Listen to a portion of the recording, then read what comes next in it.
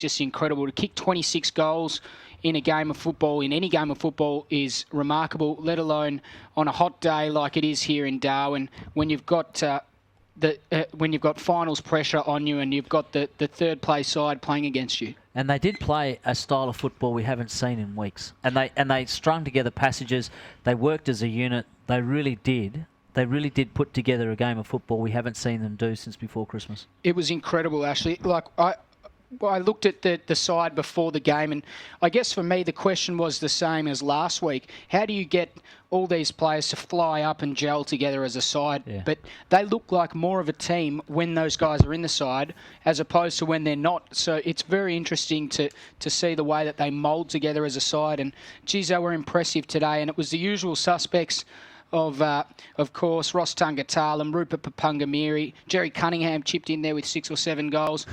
The list goes on. Christian Haidt kicked 6, and there was just so many contributors. They're such a good side, and when you put the likes of Bongetti and Barden into the ruck, and Billy Barden, the effort from him to restrict Damien Cupido to get this just 5 goals, but limited impact anyway. But I thought he was good, and you combine that with Jason Purun-Tatamiri as a release player off the back line, just an incredible side. And as we see, the scoring prowess of them, 168 points in a game is just incredible. Yeah, it certainly is. They were so strong. And one of the things that I thought during the week, and again, I'll put up my hand, I tipped Southern Districts. I was stunned by the margin. Not surprised as such that the Tiwi Bombers turned that tip around and won the game, but the margin was just incredible. The thing that really got me was the run, the relentless run. They were just constant. We haven't seen that in weeks, Dom. No, we have not seen that in weeks, mate. That's absolutely true. And Southern Districts just didn't have an answer to it. And you could see them partway through the third quarter. It was gone. You could see it on their faces. They knew it was gone. They couldn't keep up. They didn't know what to do next.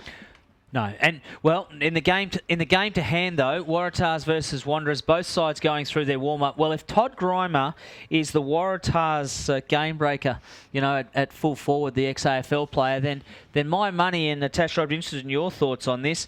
My money is that the game breaker for the Eagles will probably be Christopher Dunn, or even Brad Vassell.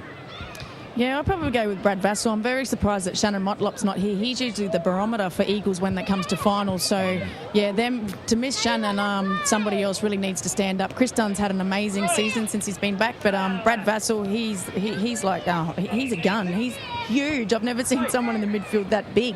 Oh, you never saw me in my heyday. Here we get performance enhancing, were they? Well, performance enhancing heyday. There wasn't much enhancement going on there, Tash. Let me tell you, Tash, there was no heyday, so it's all right. Now, look, being serious for a moment, I noticed there was some discussion during the week that with Bobby McCullum being out, that Christian Child was going to be the one who'd be playing in the ruck, and he is not playing. No, he's not named. He's not playing full stop. So Neil Veve will play in the ruck, almost guaranteed for the Eagles. Who's going to be the other ruckman for the Eagles? Mitchell Taylor? I think Jared Erlinson will be the other one. He's pinch hit before, hasn't he?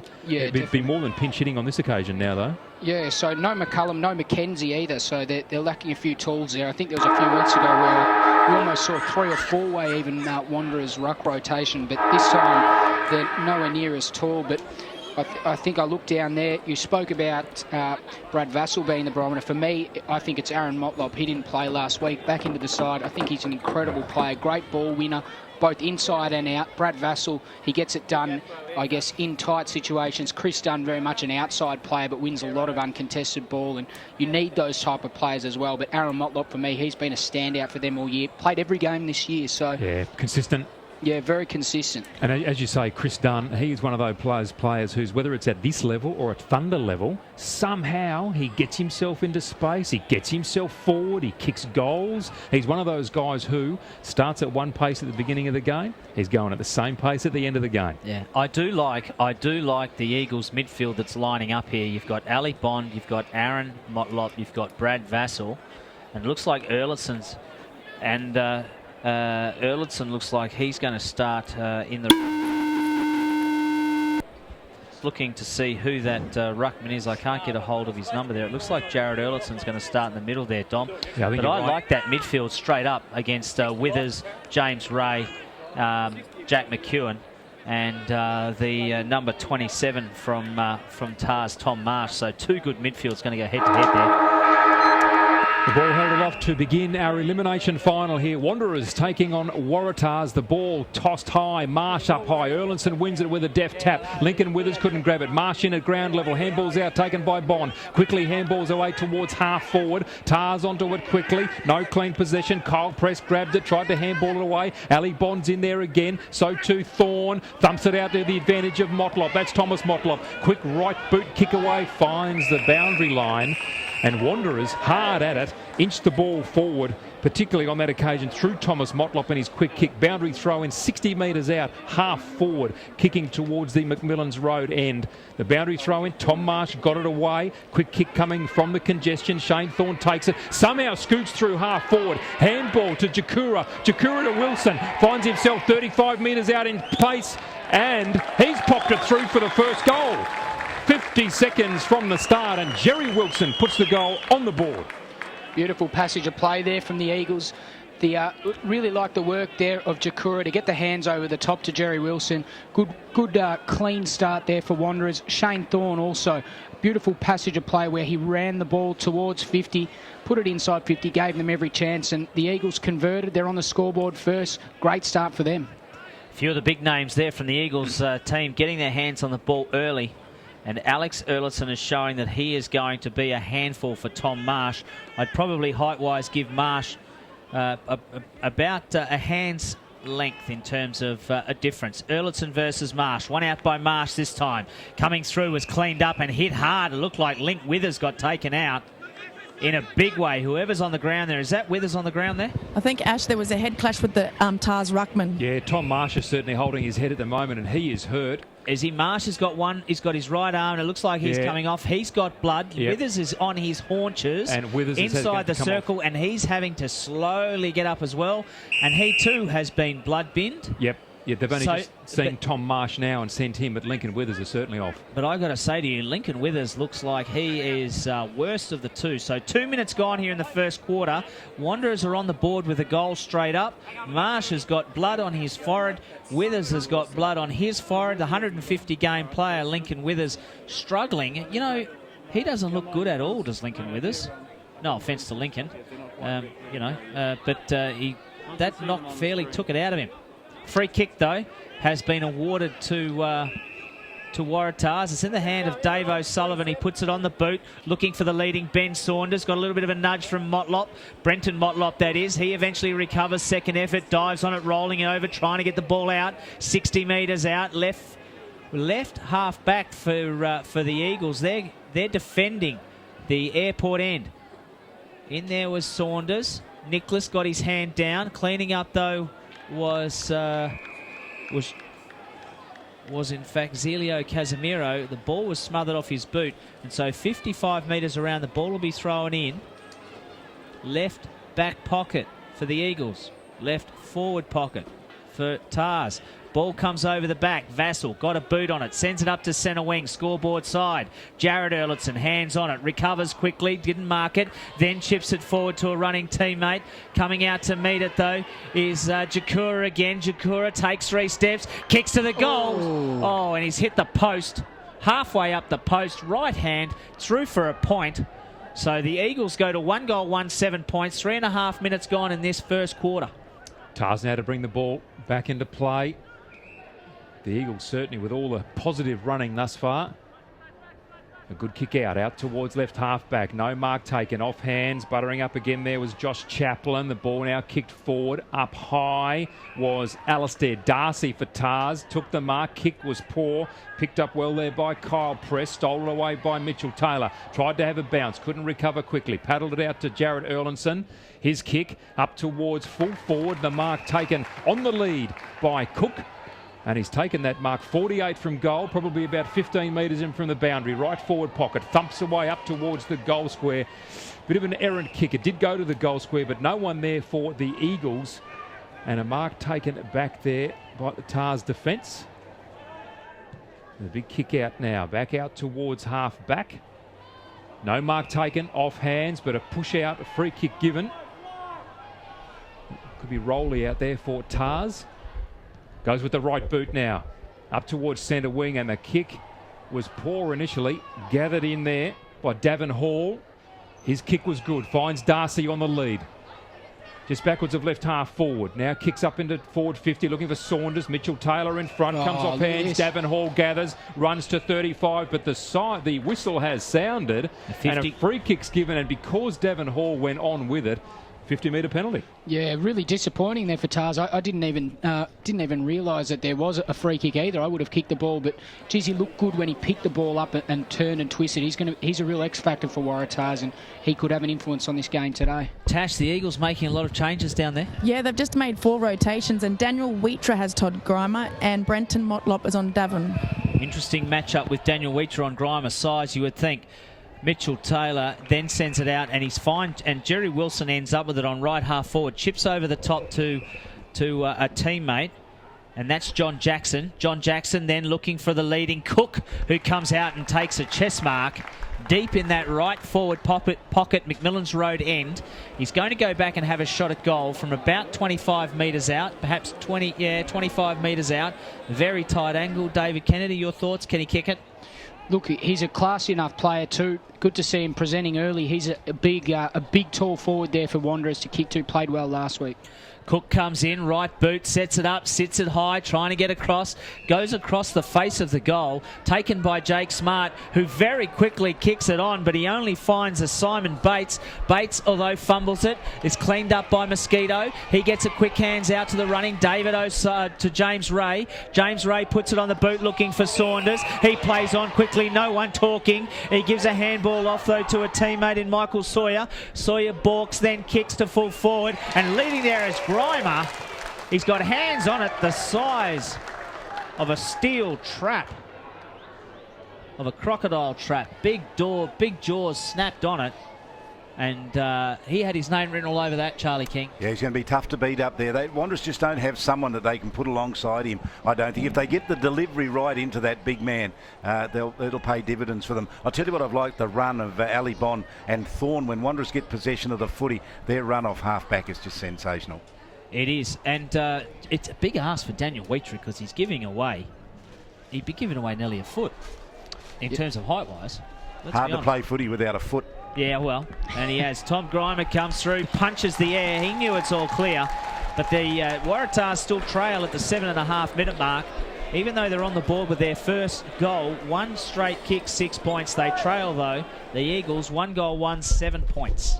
Well, they got the ball up to Grimer, and he was able to kick the goal. That's probably the way Waratahs are going to try and play the game today. He's such a big presence, took a good, strong mark. Davin Hall was right there to rove the ball for advantage, but obviously no advantage from the mark. Grimer was able to go back, kicked a good goal. That'll do his confidence a world of good coming into the finals with an early goal. Ball back in the middle, Veve up on this occasion against Sam Nicholas. Nicholas got it forward, but Wanderers taking it out of the middle. A handball comes to Bates. Switches play, goes back towards centre half forward. Nook Mansell taking the mark. Plays on very quickly, goes with the left boot. Down towards full forward. Cook almost took the mark, had it thumped away from the ball. Paddled out towards O'Sullivan. He can't pick it up. Waratahs are under pressure here. Well done by the big fella there deep in defence. And the kick out comes there towards Braden McLean. He switches play and goes back in towards midfield. The big guy, of course, was Michael Hanby. Now the kick out all the way across to Sam Nicholas, and they haven't handled it cleanly here, Waratahs, and it's gone out of bounds for a boundary throw-in. I'm just worried with Nicholas. You know, he's a handy player for them, but he just wants to be the knock ruckman. His round-the-ground play is not good enough.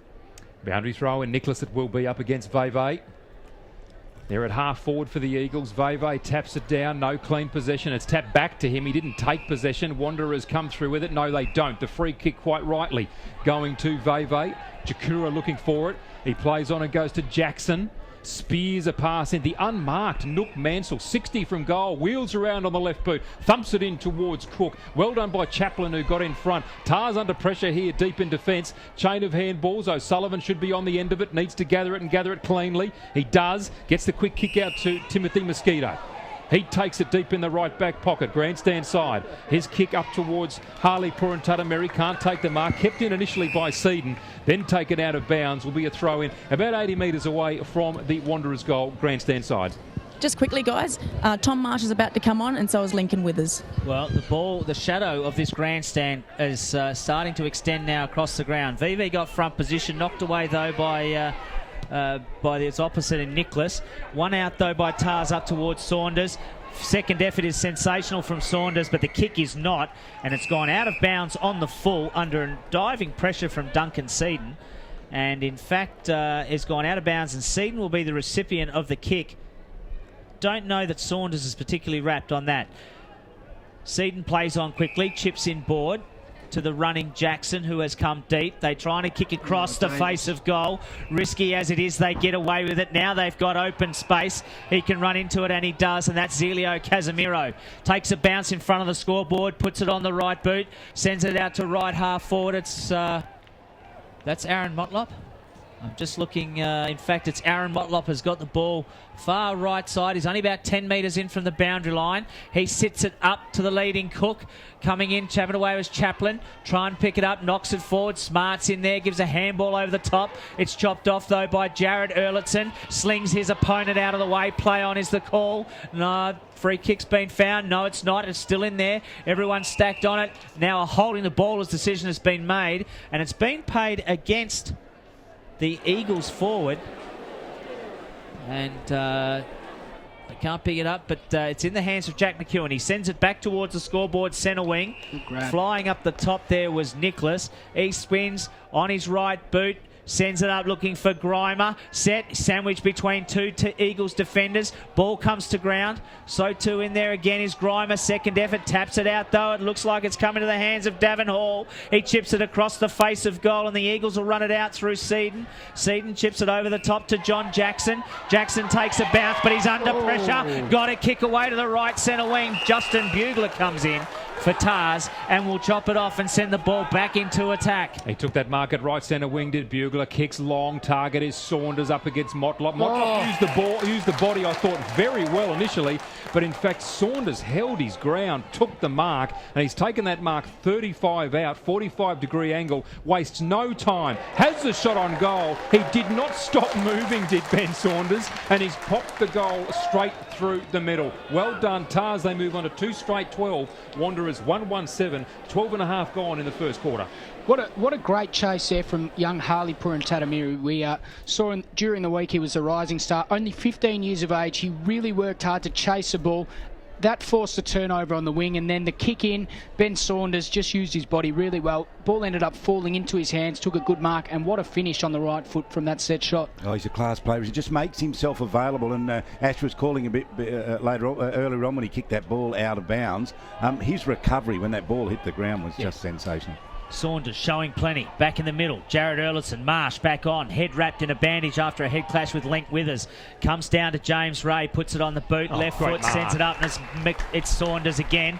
He then plays on. Doesn't like to sit still to Saunders. Sends it up looking for a teammate. In there was Hall. In fact, it was... Purantatamiri again, couldn't get clean hands on it. They're all out there. Coming through as Motlop, hands out, dodges once. Borks gives it advantage, is paid. Aaron Motlop, centre wing to cousin Thomas. Thomas gets it, regathers on the first bounce, then sends it back inboard. Punched away from the Eagles teammate there, but he was held in the contest. And so the Eagles will still come up with it. And it's in the hands of Jerry Wilson. He'll take the kick inside the centre circle. And he puts it up, looking for the leading Cook, who drops a chest mark. He's outside the 50, trying to recover. He's got time. Jackson put on a shepherd for him, a teammate. He centres it, but back on the field is Link Withers after the head clash. He chops it off, sends it out to the grandstand side where David O'Sullivan has snuck, Braden McLean actually, has snuck down from half back. He sends it back inboard to David O'Sullivan. So they're going sideways, not going forward here, Waratahs. O'Sullivan plays on quickly, then chips it inboard. He's got Bugler at centre-half back. Bugler looks further upfield. He's got Lincoln Withers at centre-half forward. Off hands to Saunders, who's had about 5 kicks in a minute. Saunders, awkward right foot kick up to Grimer. Grimer can't get a hold of it. Mitchell Taylor for Eagles tries to get it one hand, but he can't do it. Falls into the hands of Hall. Free kick's been paid. Play's been stopped.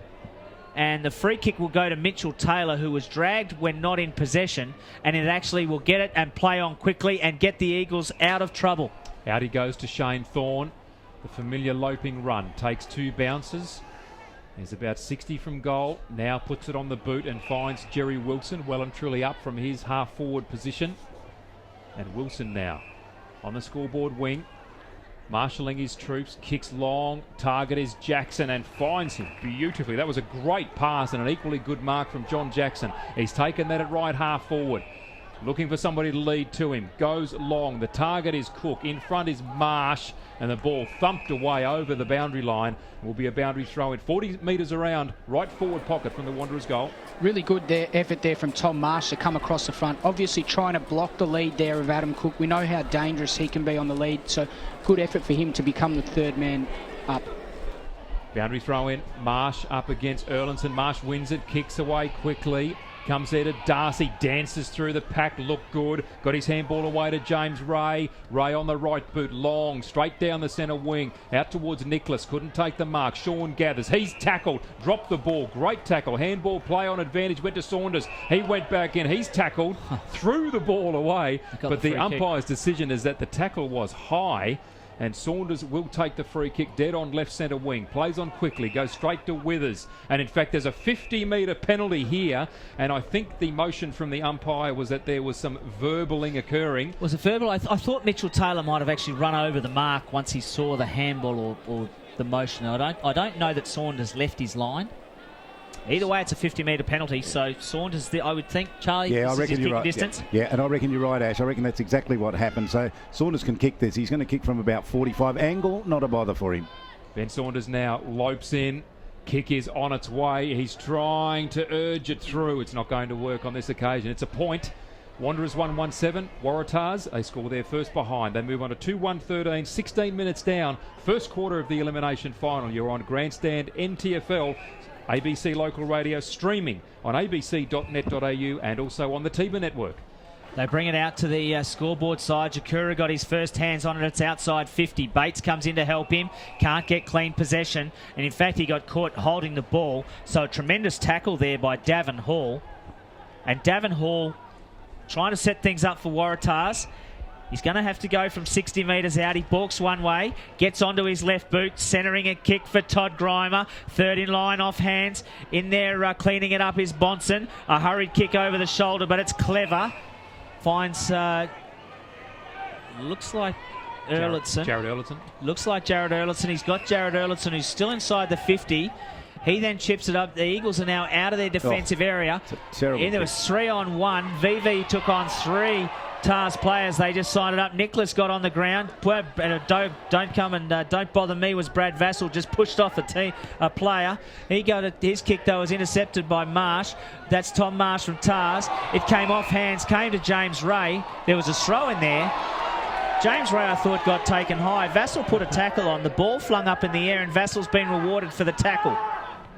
He chips it into centre half back where Mitchell Taylor has drifted down.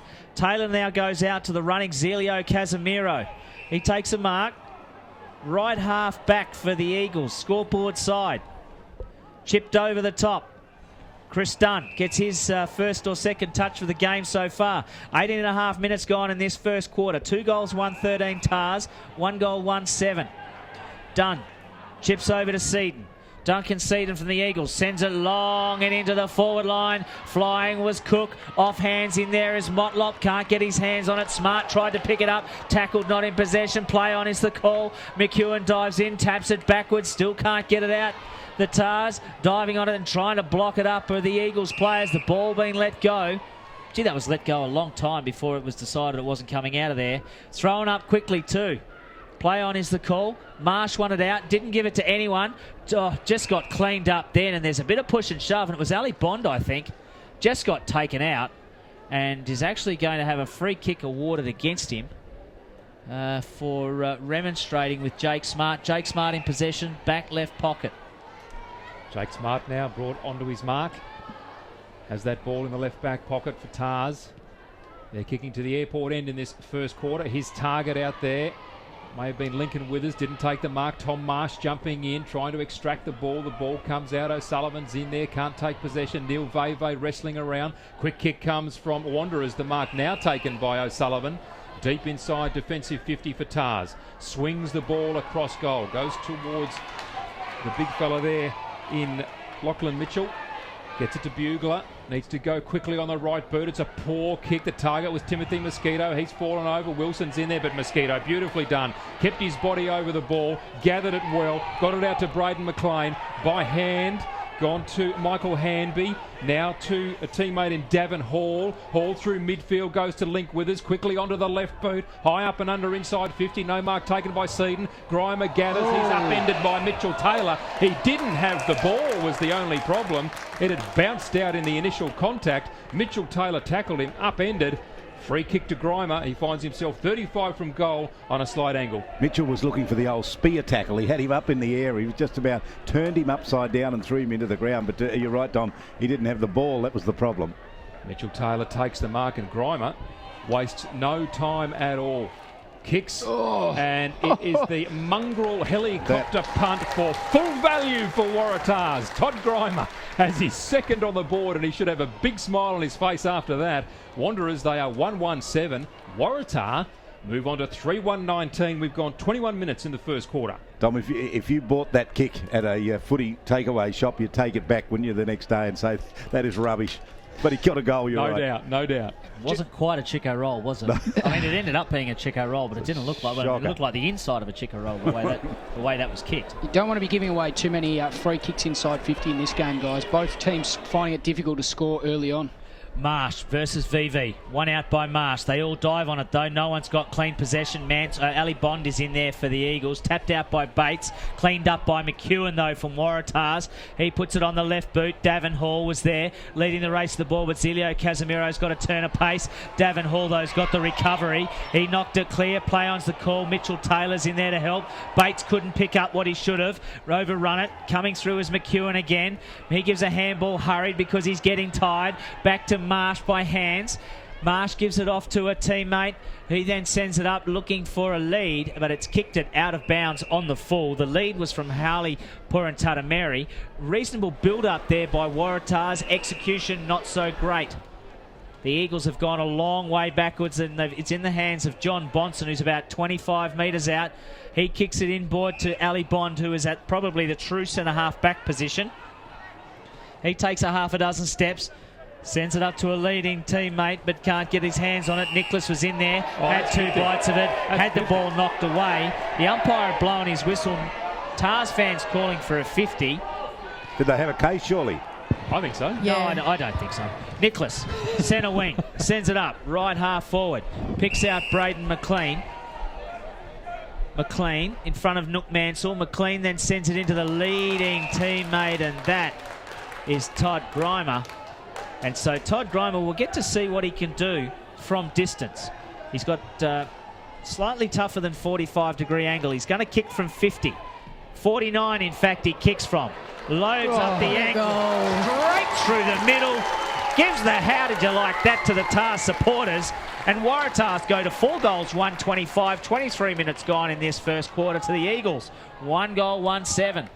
Well, he's been the difference, hasn't he? Literally, he's kicked 3 goals and the Waratahs lead by 3 goals. So, impressive effort from him. A great kick, especially when compared to his last set shot.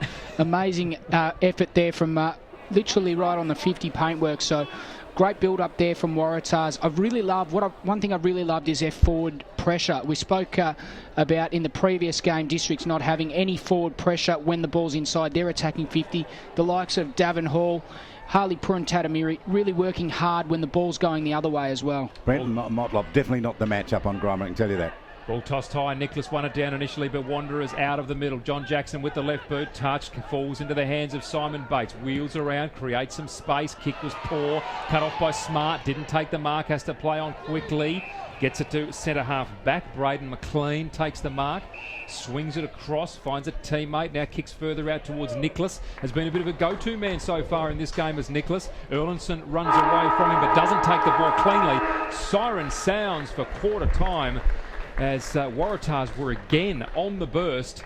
So at quarter time here in the Elimination Final between Waratah and Wanderers, it is the Tars that have a handy lead, 4-1, 25 playing Wanderers 1-1-7. Goal kickers for Waratahs, as David Kennedy said a moment ago, Todd Grimer with 3 goals in the first quarter, Ben Saunders with the other. And for Wanderers, and this came within the first minute of the first quarter, Jerry Wilson, their solitary goal kicker. So at quarter time here in the Elimination Final on Grandstand NTFL, Waratahs 4-1-25 to Wanderers 1-1-7. Interesting start to this game.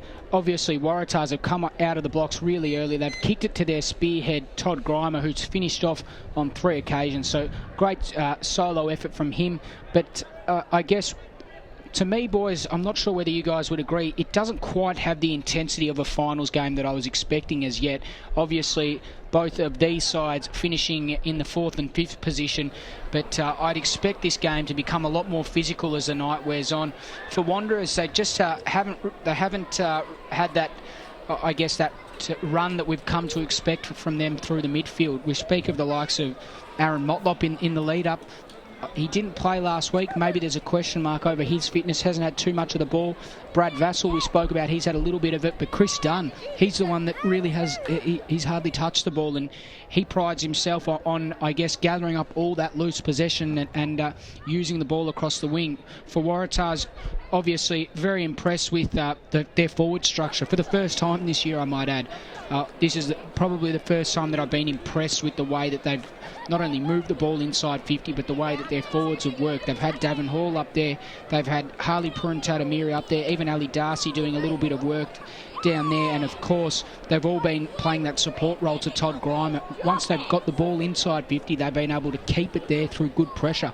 So, impressive signs for Waratahs. I think Wanderers, they really need to lift especially their pace, because that's where they win games on paper. I'm not sure that the Wanderers have got the matchups right yet. We talked before about Brenton Motlop with the job on Todd Grimer. I mean, the guy's kicked 3 goals. If you leave him for another quarter, he could kick this out to a match-winning lead. So they've got to do something about it. They do have some options. Erlinson's an option, and also Mitchell Taylor. You could actually drop him back on Grimer. But and Brenton Motlop, you can free him up and let him play in front of Grimer and run the ball out of it. So Wanderers will have to do something. They'll do something about that, no doubt, while they're having a bit of a chat there. But at this point, Waratahs look as though they've worked this game out pretty well. They're playing better footy than we've seen from a long time, and Wanderers just not running. I mean, they've got. I've seen players standing in the middle with their hands in the air saying, "Kick it to me." Well, that was all right in 1961. You used to be able to do that. You can't do that anymore. If you're standing in the middle and you're by yourself, you run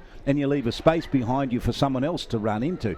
This is a running game, you know. You've got to be mobile, and they're being caught out, Wanderers. They're going to have a real think about this, I reckon. Hey, listen, fellas, just before you talk, I've got to give you some breaking news here, or be able to explain the Jerry Cunningham report from that game that we just saw. We've just been advised that he's actually been reported for spitting. Now, I don't know what the penalty is, and Ashley might be able to tell us, but the report is that he spat. Now, I'm not sure whether he spat at an umpire. Whether he allegedly spat at an umpire, at a player. I certainly was an altercation. Dominic and I were watching it in this quarter. It looked like it was an altercation between 2 players. And the report, I think you'll find, was actually made by a boundary umpire. Yep. Wasn't made by the central umpire. Is the charge spitting? Yeah, well, it's actually, it would be classed as misconduct. Yep. And of which the misconduct charge carries. I mean, if I squirt water on you with a water bottle, it's classed as misconduct as well. Right. It would be very fitting. Spitting is frowned upon. It's whether or not the umpire ticked the box. I think you'll find there'll be at least 2 weeks in it, maybe longer. I don't think there's a set penalty for spitting. I think that'll go straight to the tribunal. Okay. So.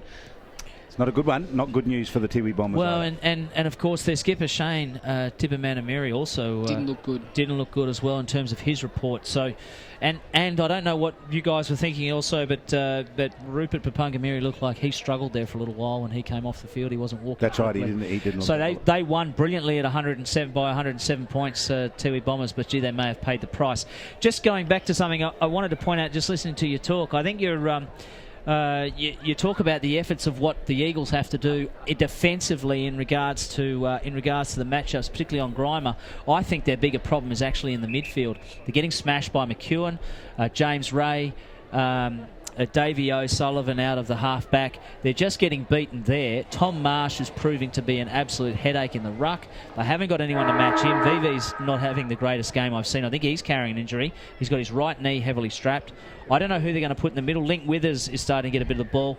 I think the problems for the Eagles start in the middle. Yeah, I'd agree. Until they can solve that, they won't solve defensively. Well, if they can run it from defence, they might free those guys up in the middle. I reckon John Bonson's carrying an injury as well. He's got whoever strapped him. I mean, they strapped him tightly when he walked out there. The strapping just burst open, so it was hanging off his legs. Let's go down to Tash Medrick. Yeah, I've got Paul Motlop here. Aaron spoke to the team before you got out there and said they're not making the right decisions. Is there any panic yet with Daniel Wheatra on Todd Grimer kicking 3 goals? No panic at the moment. Look, I think we're battling hard. I think we're not being pretty much rewarded for our tackling efforts, and they're getting the swing of things. I think we're tackling a lot more harder than they're just putting the pressure there, and we need to just win the ball. And our forwards aren't just helping out Cookie. It's making it a little bit hard with no Crummers. So once our Crummers work into the game, hopefully things will start happening. So Cookie's your main target up forward line? At the moment, yeah. Good luck. Thank you. Well, the cook leaving crumbs, Charlie, and no one's there to pick them up. Who would have thought? Ball tossed high to start the second quarter. Again, Marsh wins it out of the middle, but taken away by Motlop for the Eagles. Gets a handball away to Mitchell Taylor at centre half back. His kick is excellent. Finds Ali Bond on the lead through centre wing. Grandstand side. Brad Vassell in space, doesn't go to him, takes his time, now called to play on. Long kick up towards Cruz, in the way is Bugler. Coming through strongly was McLean. Walked one way, then the other, went to McPherson. He tried to go through James Ray, couldn't handle. Vassell picks up, goes to Wheatra. Coming through strongly was Thomas Motlop, putting the tackle on. They've lost the ball. Marsh gets it away with a kick off the ground. Cruz comes in, gets a handball away under pressure from Lincoln Withers. Erlinson, that was just terribly undisciplined play by Alex Erlinson, who took James Ray high. In fact, it might have been Braden McLean. He plays on quickly, goes to O'Sullivan. Waratahs, they've been control already in this second quarter. He's gone to Bugler at centre half back. Bugler going long. Target down there, Saunders. Casemiro couldn't take the mark. Saunders got a hand in there somehow. Sawyer couldn't pick it up. Wanderers through Mitchell Taylor have possession. Taylor calm, did well, got it to Shane Thorne. Needs to settle. Goes laterally across half-back. Brings it across to the grandstand wing and finds Cruz. Pops it up and tells Jerry Wilson to run for it. He does. Takes the mark precisely at centre wing. Kick is poor. Looking for Jakura. He's up to the mark. Got the handball away but was tackled well. Stolen by James Ray. Up towards half forward. Picked up there by Seaton. Needs to be clean. Goes to Chris Dunn. Takes the mark. One of his few so far. Perhaps he's weighed down by the beard. Chris Dunn goes to right centre wing. Taking the mark there is Jerry Wilson. On the right boot, up towards Thomas Motlop. Needs to be clean. Takes the mark. He's held on to there by Lachlan Mitchell. Good professional play there by Mitchell. Did well. Thomas Motlop now. Just a high up and under. Cook says thank you very much for that. Leaps high, can't take them up. Running from Ali Bond was sensational, and he's kicked the goal from 15 metres out. Well, it was a Hail Mary from Thomas Motlop. Cook did the hard work, but well done by Ali Bond, a crumb and goal. That was superb. Ali Bond, he rarely plays a bad game, this guy. Every time they're under a bit of pressure, Ali Bond is the one that helps them step up, and a great front and centre effort from them. As you said, strange kick in there from Thomas Motlop, Dom. Just kicked it as high as he could. The Hail Mary is the best way to describe it. That's probably not the way that they want to be entering 50, but I guess when Waratahs had numbers to push back, you want to kick it high to give Adam Cook a chance, and on that occasion he was able to bring the ball to ground, and a good finish there from Ali Bond. Tom Marsh, Alex Erlinson, one out by Marsh. Knocks it down. Marsh gets a loose ball socket back to him. Chips it up. Ben Saunders presenting himself all day so far. We go 2.5 minutes here in this second term. Saunders turns, puts it up to the leading Todd Grimer. Bounces off his chest, but he's going to earn a free kick for being held on. And I'm thinking the culprit then was in fact the young bloke Wheatra. Yep, you're right. And held on to him in that contest. The big thing about that mark down there with Ali Bond is that Tars had 3 defenders. As in comes Todd Grimer, kicks it across the face of goal. So it comes off the hands, loose on the ground. They're diving on it now, the Eagles players, trying to get it out. Still loose, no one's got clean possession. Picking it up there was was Michael Sawyer, couldn't get a hold of it.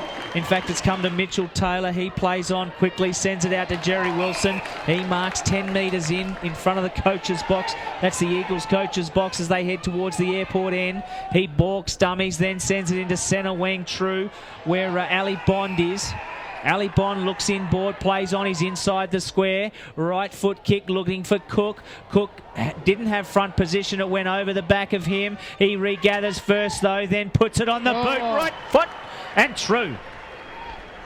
Well, awkward looking goal, running away, right foot, round the corner, put it through. I reckon Alex Erlinson might have got his foot on that. It was going across the face. He ran in and I reckon he's just toe poked it through. Who are they congratulating? I think Erlinson. Erlinson. He ran all the way from the wing here, all the way down to that goal square to get that goal. All right. Well, if we're fortunate enough to get a replay, we'll have a look at that. I want an umpire's review. Natasha, how are you finding the crowd noise and the players' talk out there? The talk's a little bit low on the Eagles side. That's what Aaron Motlop was really asking for at the quarter-time break, but the crowd is great. Ball back in the middle, Wanderers 3-1-19. All of a sudden, Waratah 4-1-25. Erlinson, that's Alex, flies high. Tom Marsh just stood his ground, tapped it to the advantage of Tar. Saunders laying a heavy tackle. Mitchell Taylor trying to come through with the ball, succumbed to a tackle, looked to the umpire, and then the umpire blew his whistle and says, yes, perhaps that was a bit high. So Mitchell Taylor to take this at centre half back. Lincoln Withers, the man on the mark. And Mitchell Taylor proving to be important already for the Eagles. Spearing pass, that is a great kick out to Jared Erlinson, finds him at left centre wing. Scoreboard side, the Eagles kicking to the airport end in this second quarter. His kick up to Jakura, couldn't take the mark. Smart fighting hard with him. Smart dived in, he's held him in on the ground. The ball held in. How will the umpire see this? Smart is gone. Jakura held him in and did it beautifully, so he's got the free. In the middle of the ground is John Jackson. Jakura plays on. That's a step one. Step two has pace and space. Kicks long. Ultimately, the kick is poor. It's off hands. Tom Marsh was there. So too was Jack McEwen. He kicks long to get them out of trouble and finds the chest, this time safely, of Jake Smart at half back. Jake Smart in front of the scoreboard. Sends it inboard looking for Withers. Withers under pressure from John Jackson. He's overtaken though, and John Bonson picks up the clean ball, gives it off to his teammate. Then it's sent back inboard, centering kick. Cruz is the flyer for the Eagles. One hand down. Cook in there to crumb his own work. In fact, he's been caught holding the ball. Incorrect disposal, I would have thought. Didn't quite get it away.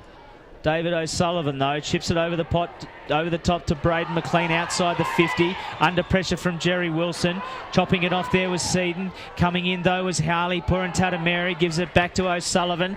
O'Sullivan left foot kick to Saunders. Drops what he should have taken. Mitchell Taylor fumbles prettily, then puts it on the right boot. Sends it up forward.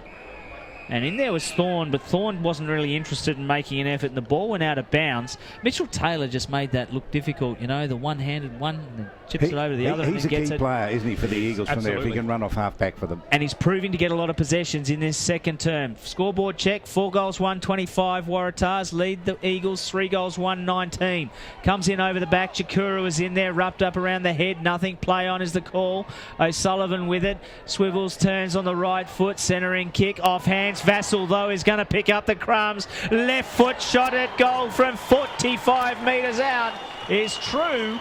And the all clear is given. And 7 minutes gone in the second term.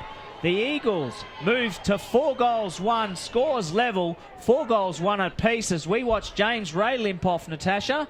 Anything on that? Yeah, his right knee is looking pretty bad at the moment. I'm just following down to get an update for you guys. David, those goals that Wanderers have kicked in this quarter. Ali Bond on the charge forward, picks up that loose ball on the charge. Vassell did almost exactly the same then. And Erlinson was able to run, as Tash said, right down in the forward line. That's what Wanderers have to do. They've got to run players, even from their half-back line. They've got to flood them down in the forward line and take a punt on this, don't they? They're very opportunistic, Charlie, as you said, with their goal kickers. So on that occasion, once again, good opportunistic goal. Nicholas up against Veve in the ruck. Neither could win it out cleanly. A tackle laid on. The umpire says play on. I thought that was high on Motlop. Handball comes through to Saunders through centre half forward. He handballs into the clear, but stolen by John Bonson. Quickly onto the left boot. Just hacks it out towards half back. Hard at it was Erlinson and also Alistair Darcy. Bounces away from both of them. Harley Purantatameri can't pick it up cleanly. Fights for it hard. It is kicked out of the way by Bonson. Play on advantage, he says.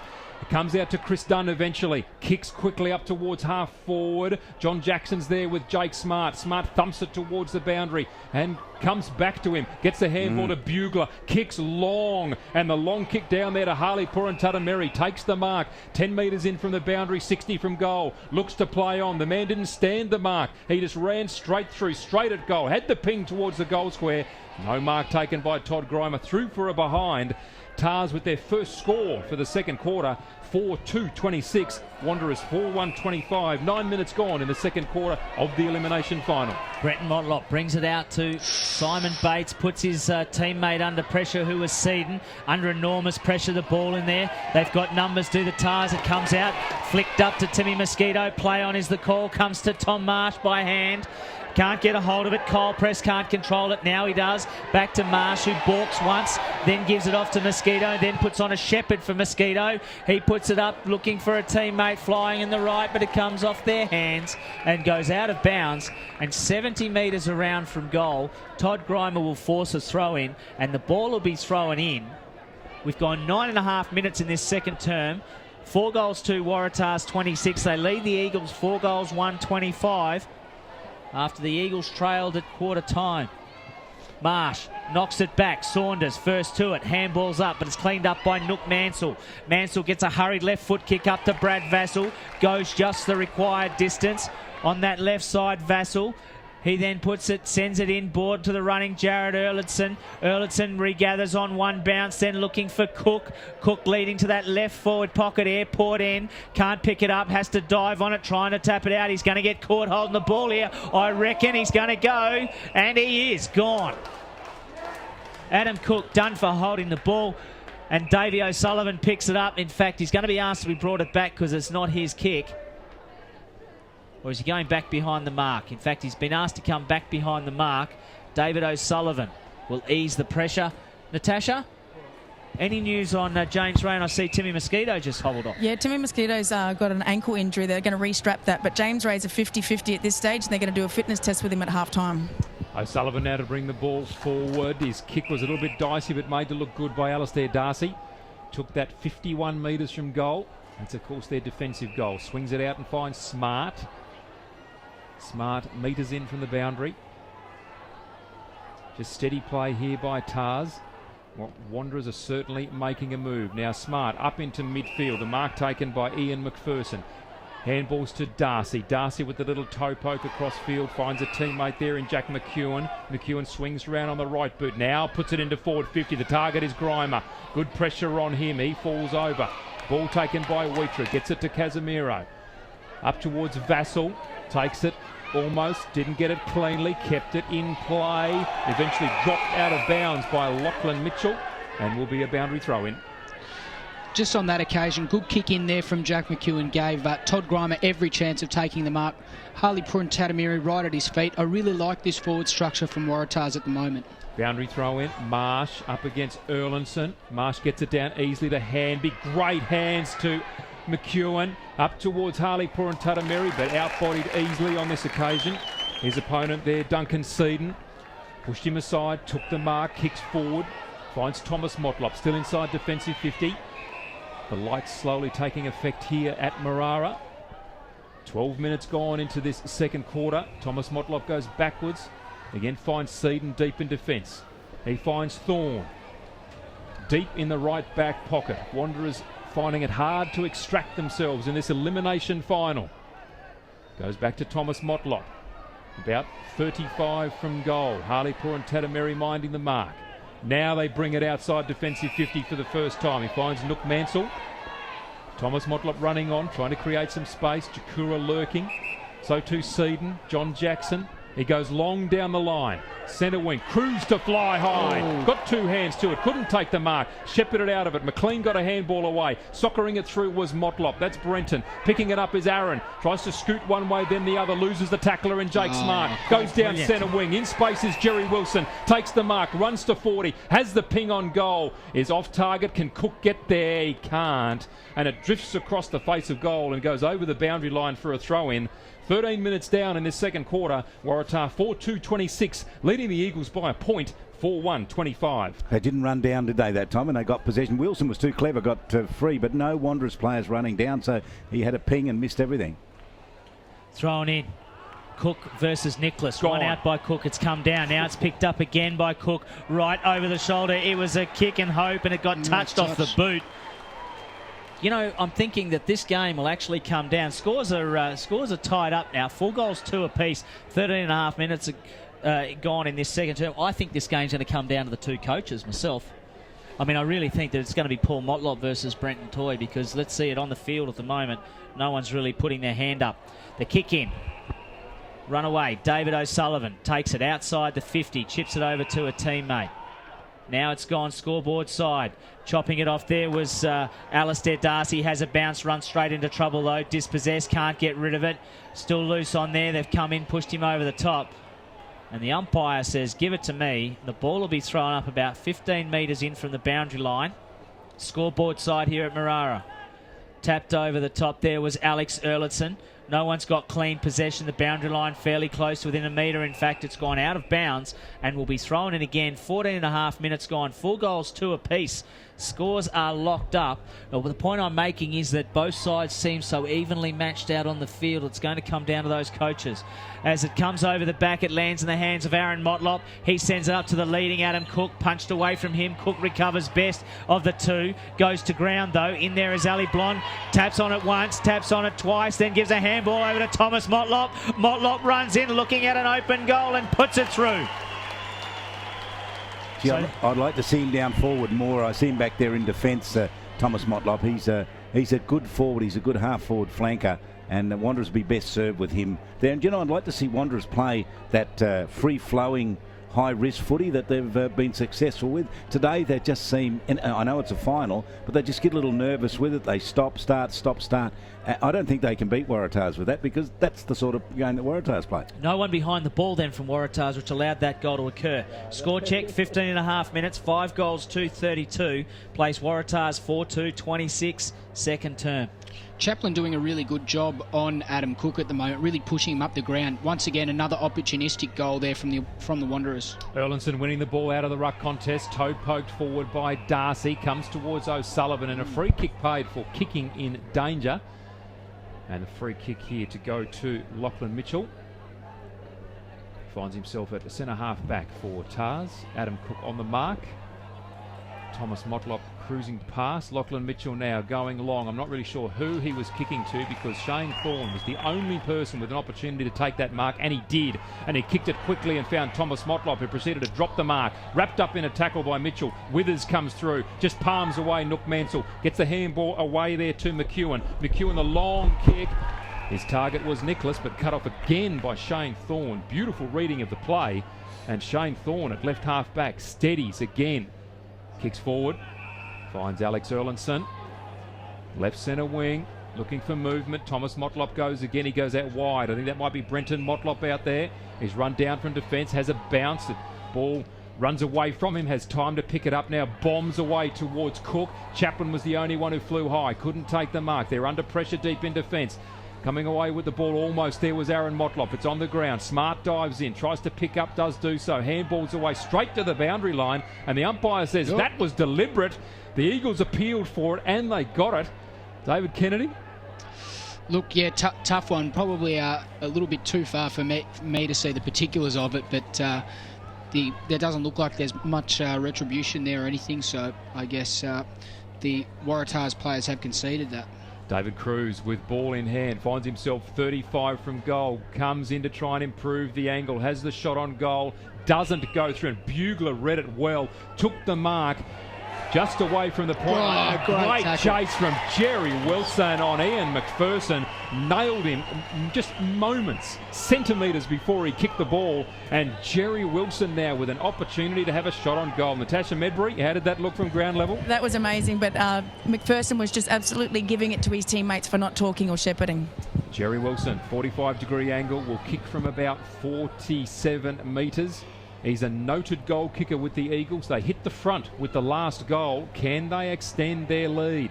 18 minutes gone. The kick started at left, It stays left and goes through for a behind. Wanderers 5-3-33. Tars 4-2-26.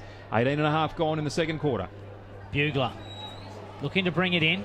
Doesn't have a lot of options open to him. Jack McEwen presents himself, but he ignores him. Great defensive zone here from the Eagles. Bugler is forced to play onto himself, so he gets it 60 metres out. Marsh is a flyer, so too is John Jackson from the Eagles. In there too is Jakura. Class handball, gets it back with a great touch from Zelio Casemiro.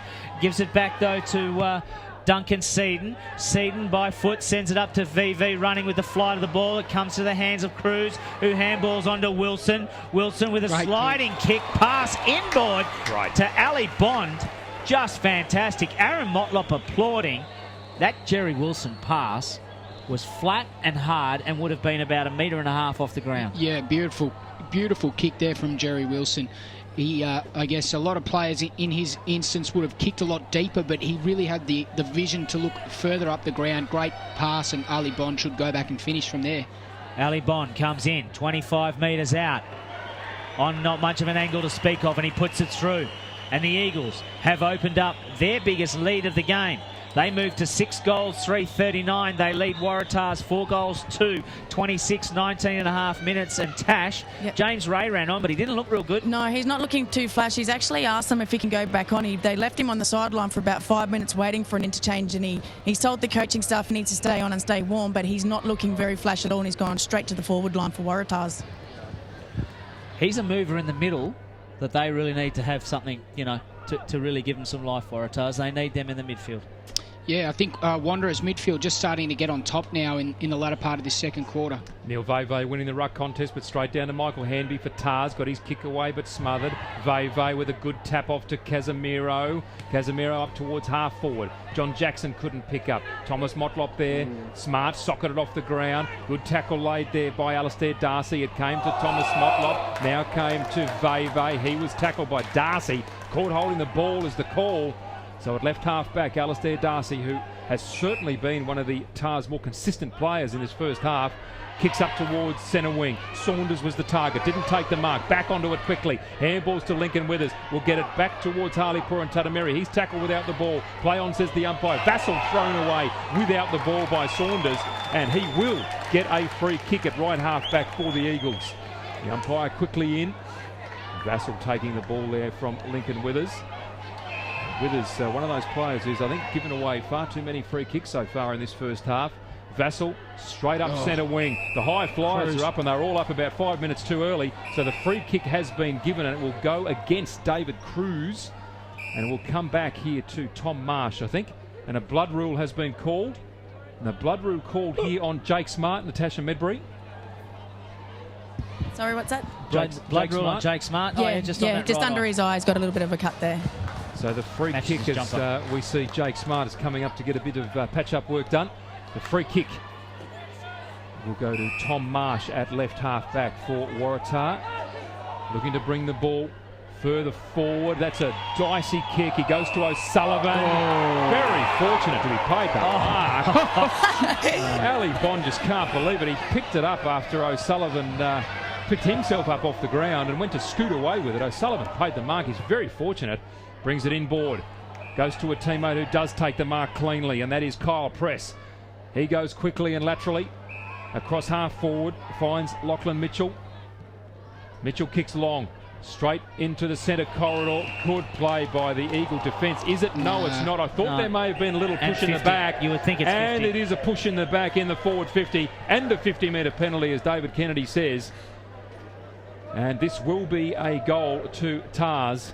And dare I say it, David, this is a much-needed goal for Tars because Wanderers have been in control of this second quarter for the greatest majority of it. Yeah, they have. I think that Tars have lacked influence in the midfield there towards the second part of this quarter. We'll just go back for the set shot. There's actually some writing going into a little book here at the moment. I'd say there's verbal abuse. Yep. The free kick was stupid. The free kick was clearly there. Yep, the shoulder in the back. The shoulder in the back was clearly there. That's not the issue, but to kick it away, and that was Jakura. And this is the 50. Michael Sawyer now, after the 50-metre penalty, has kicked the goal for Tars.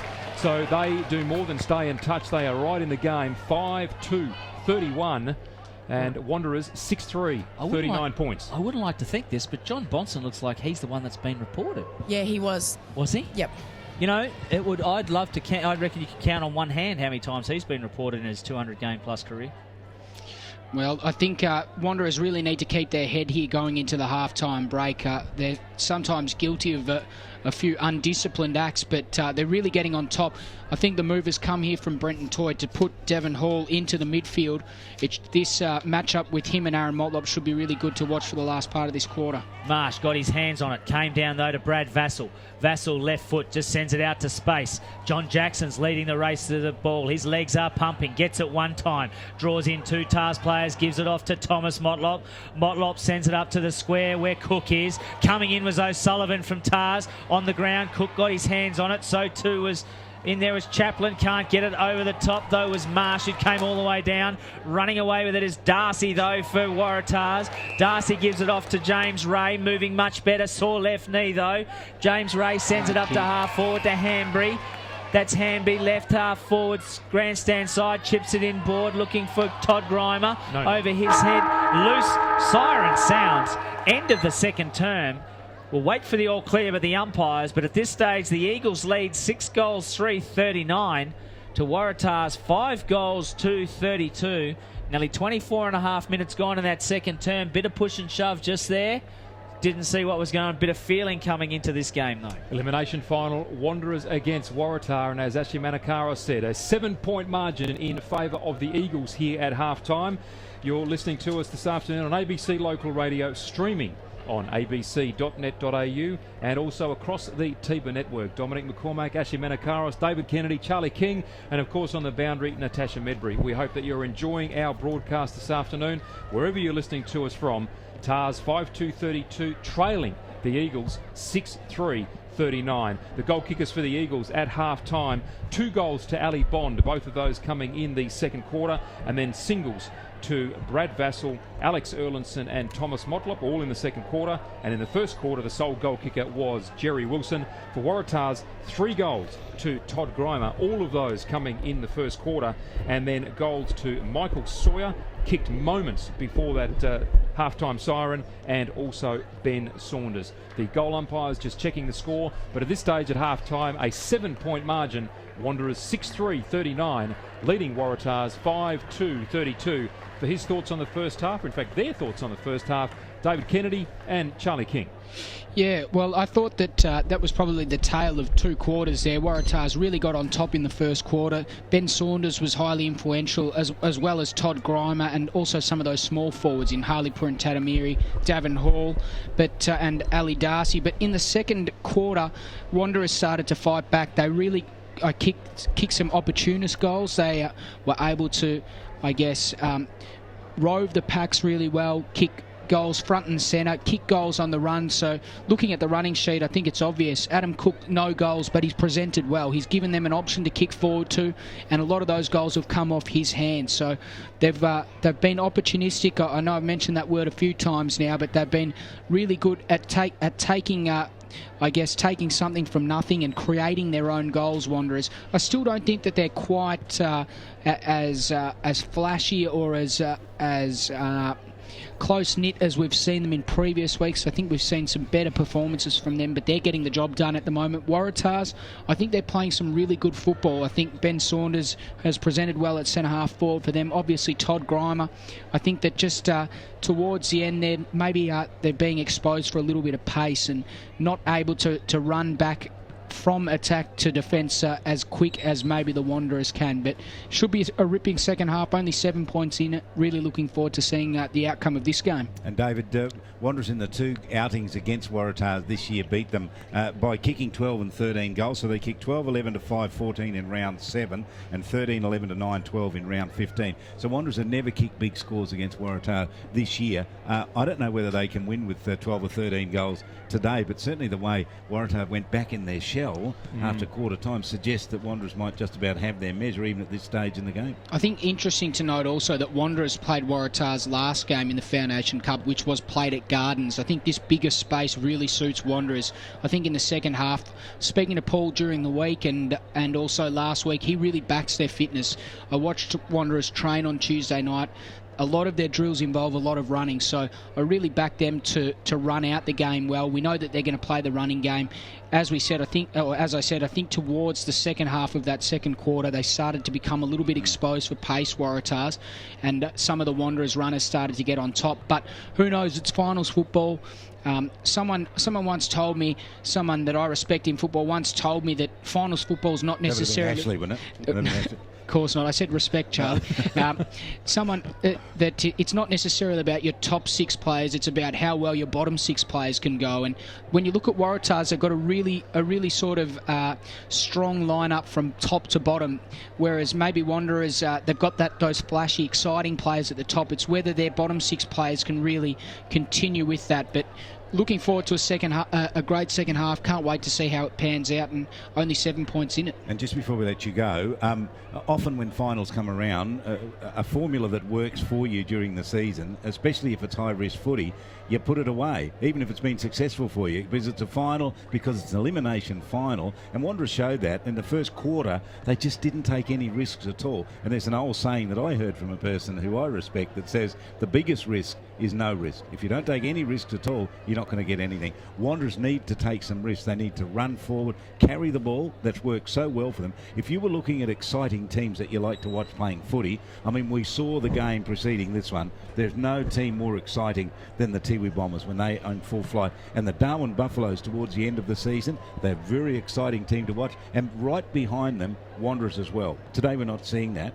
So if Wanderers can just shake the shackles a little bit, and it will come, if they can get 3 or 4 goals in front, it'll come then, I reckon. I'll give you guys a barometer. I think there's 2 barometers. Firstly, Aaron Motlop for me. I think when he plays well, the side plays well. But another one that I noticed, he didn't have a good game last week. He's played a lot of footy in the last year. That might be starting to catch up with him. Neil Vivi, he's a real barometer for them. When he's going, the side looks up and about. But he's maybe been a little bit quiet last week and in previous weeks. So if he can get going, especially in the midfield, sometimes win his own tap ruck work and kick the ball forward, there'll be a good chance in this game, Wanderers. Half-time here in our elimination final. Wanderers up against Waratah, and at this stage, Wanderers with the 7-point margin, 6-3-39 to Waratah's 5-2-32. The game that was played before this one, an absolute blowout, 26-12, 168-9, 761. The Tiwi Bombers over Southern Districts by 107 points. We'll be back for the second half, but for now, Charlie King with our half-time interview. Charlie. Good day, Dom. Thank you very much. Yes, just on that Tiwi game, they kicked 16 goals, the Tiwi Bombers, to Southern Districts 2 after half-time. That was a resounding win from a pretty good side. Let's have a look at those scores in the under-18 matches that are played today. The elimination final, Waratahs played Darwin. Waratahs won that 11 goals 8 to 6 goals 4. Division 1, we saw a match here earlier. Tars beat Pints in a close game 8-11 to 8-3. And in the qualifying final in the under-18s, Southern Districts had a good win over the Big River Hawks. So if you're listening in Katherine, sorry guys, you didn't do it, but you do get a second chance. So Southern Districts winning today 10-8 to 3-9, which means Southern Districts will play Palmerston in a second semi-final next week. The Big River Hawks will have to line up against Waratah in a first semi-final next week. You are listening to ABC Local Radio across the territory, 105.7, ABC Darwin, 783 in Alice Springs, streaming as well on abc.net.au. Hope you're picking us up wherever you are, and going out on the TIBA network as well, all over the place, wherever you can get it in the top end. Good to have you joining us. And joining me in the box here is the president of the Wanderers Footy Club, who's out there chewing his fingernails when I saw him, so I dragged him into the box here to have a chat with us. Ben Cocker joins us. Hello, Ben. How are you going, Charlie? Oh, well, I'm all right. How are you going, more importantly? Oh, mate, I don't know what it is about us. We seem to sort of take a quarter to warm up, and hopefully we're warmed up and ready to have a good run in the second half. Give us your story. This is your first year as the president of the club. I know you've been around the club for some time. How did it work out that you actually became the man in charge of this footy club?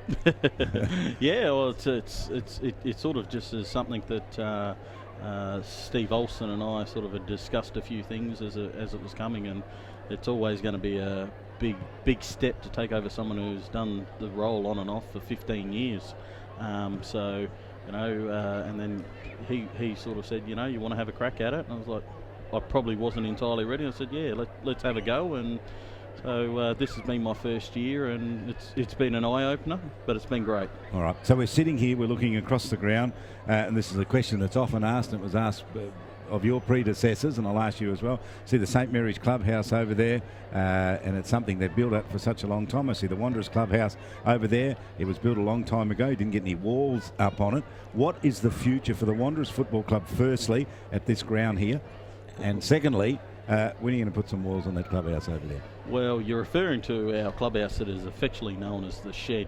Yes, the shed without walls. The Shed is, and you know, there's a lot of people that love that. We're actually going through a bit of a review and actually engaging a lot of our players, past members, life members, as to where do you think the club should be? Is our future here exactly where the club is? Or should we be looking at a move somewhere else or something like that? So there's a lot of questions, just trying to find out where our membership and supporter base think we should be. A lot of information is coming back, you know, saying that yes, we need to work on what we've got, but then we're getting a lot of other people saying, you know, maybe we need to move on to somewhere where we've got some area to draw our juniors and things. What are your options?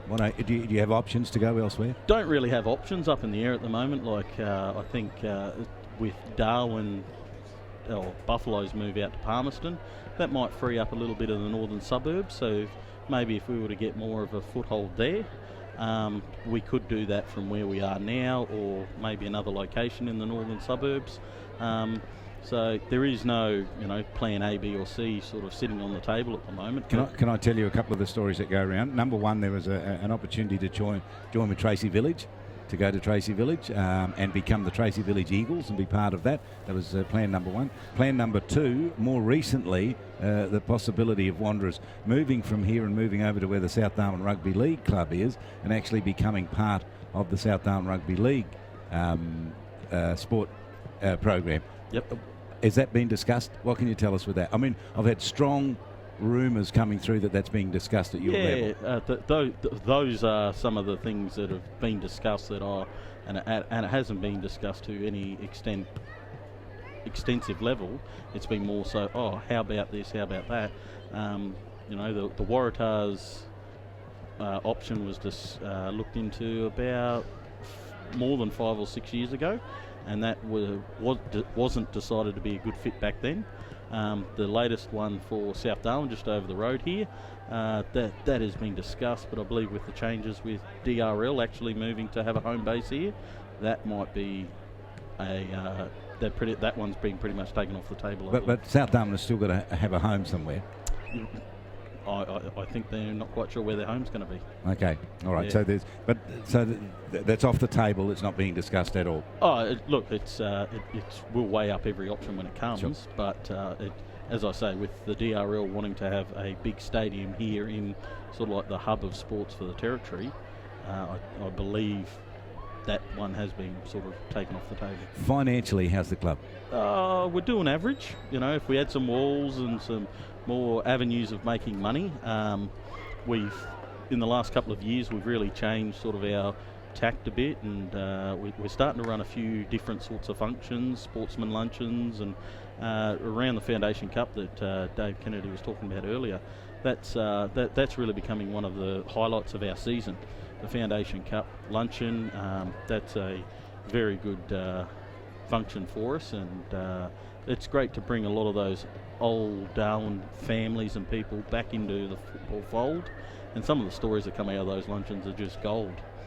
If you've just joined us, we're speaking with Ben Cocker, President of the Wanderers Footy Club. It's half-time here in the Elimination Final in the NTFL, and the Eagles hold a lead at half-time, 6-3 to 5-2. Earlier today, big win to the Tiwi Bombers. You're not going to believe the score here, but they beat Southern Districts, who were favoured to beat them, and the Tiwi Bombers, the defending premiers, brushed them aside to win in the end, 26 goals 11 to 9 goals 6. It was a stunning performance from the Tiwi Bombers, and equally as poor from Southern Districts. So Southern Districts will now play the winner of the game that's in front of us, the game between Wanderers and Waratahs. Tiwi go on to play a second semi-final against St Mary's next week. The Daniel Motlop, Shannon Motlop, what's the story with them should Wanderers progress from here?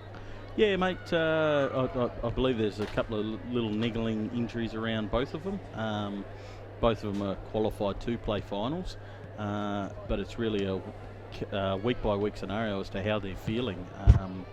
I think Daniel sort of, he was pretty keen to get up for this one, but I think the coaching staff decided to give him, an extra week, and Shannon needs a couple of weeks, I believe. So we'll see how that goes. So it's backs to the wall for you, because if you win here, you've then got to go off and play again in a first semi-final. And if you win there, you've got to play in a preliminary final, don't you? So the road ahead's pretty tough. Yeah, we're pretty confident that if we can get the right guys on the paddock, we've only got one big task in front of us. We've pretty much got most of the measure of most of the clubs that are out there. Yep. Except Saints, and our club's got a rich history of meeting Saints in finals and being absolute underdogs, and winning. So that we're just taking a little bit of that history. That okay, they've got the form, but we've got that heritage that we want to keep. So all right. That's what we want to keep. All right. Well, plenty of work to do in this game yet. You haven't. You're not out of jail yet. You were in trouble there earlier on when Waratahs kicked 4-1 in the first quarter. But in typical Wanderers fashion, you fought your way back now to grab the lead at half-time. Good luck with it all, mate. We can catch up with you. And we understand that Wanderers are organising some sort of celebratory reunion on the night leading up to the grand final. Brett Dukowicz is organising it all. Yeah, this year comes in quite interesting. This is actually our 30th anniversary of our 82-83 premiership win and our 92-93 premiership, and fingers crossed we're going to be there on grand final day in either our Premier League or Division 1 teams. So yeah, the guys have got a reunion dinner the Friday night before, which I believe is the 15th of March. And that should be a good thing to get a whole bunch of the old Darwinites, Darwin families together talking about footy. What do you win by here today? I reckon we're going to run away with it now. Really? Yeah, I reckon we're going to end up with about 40 points. Gee, all right. That's why you're the president. It's a good line. Ben, nice to talk to you. Thanks, Charlie. All the best. Thanks for dropping in. Ben Cock has joined us here in the broadcast box out at Marrara. His team was trailing by 18 points at quarter time, but he's put it down. He said we'll win by 40 points in the end. We'll have to see what happens. Our commentary team will talk you through it over the next hour and a bit here through until 8:30 on ABC Local Radio across the territory. Just giving you that score before I hand you back to Dominic McCormack and the team. Eagles at half-time 6-3, the Warriors 5-2.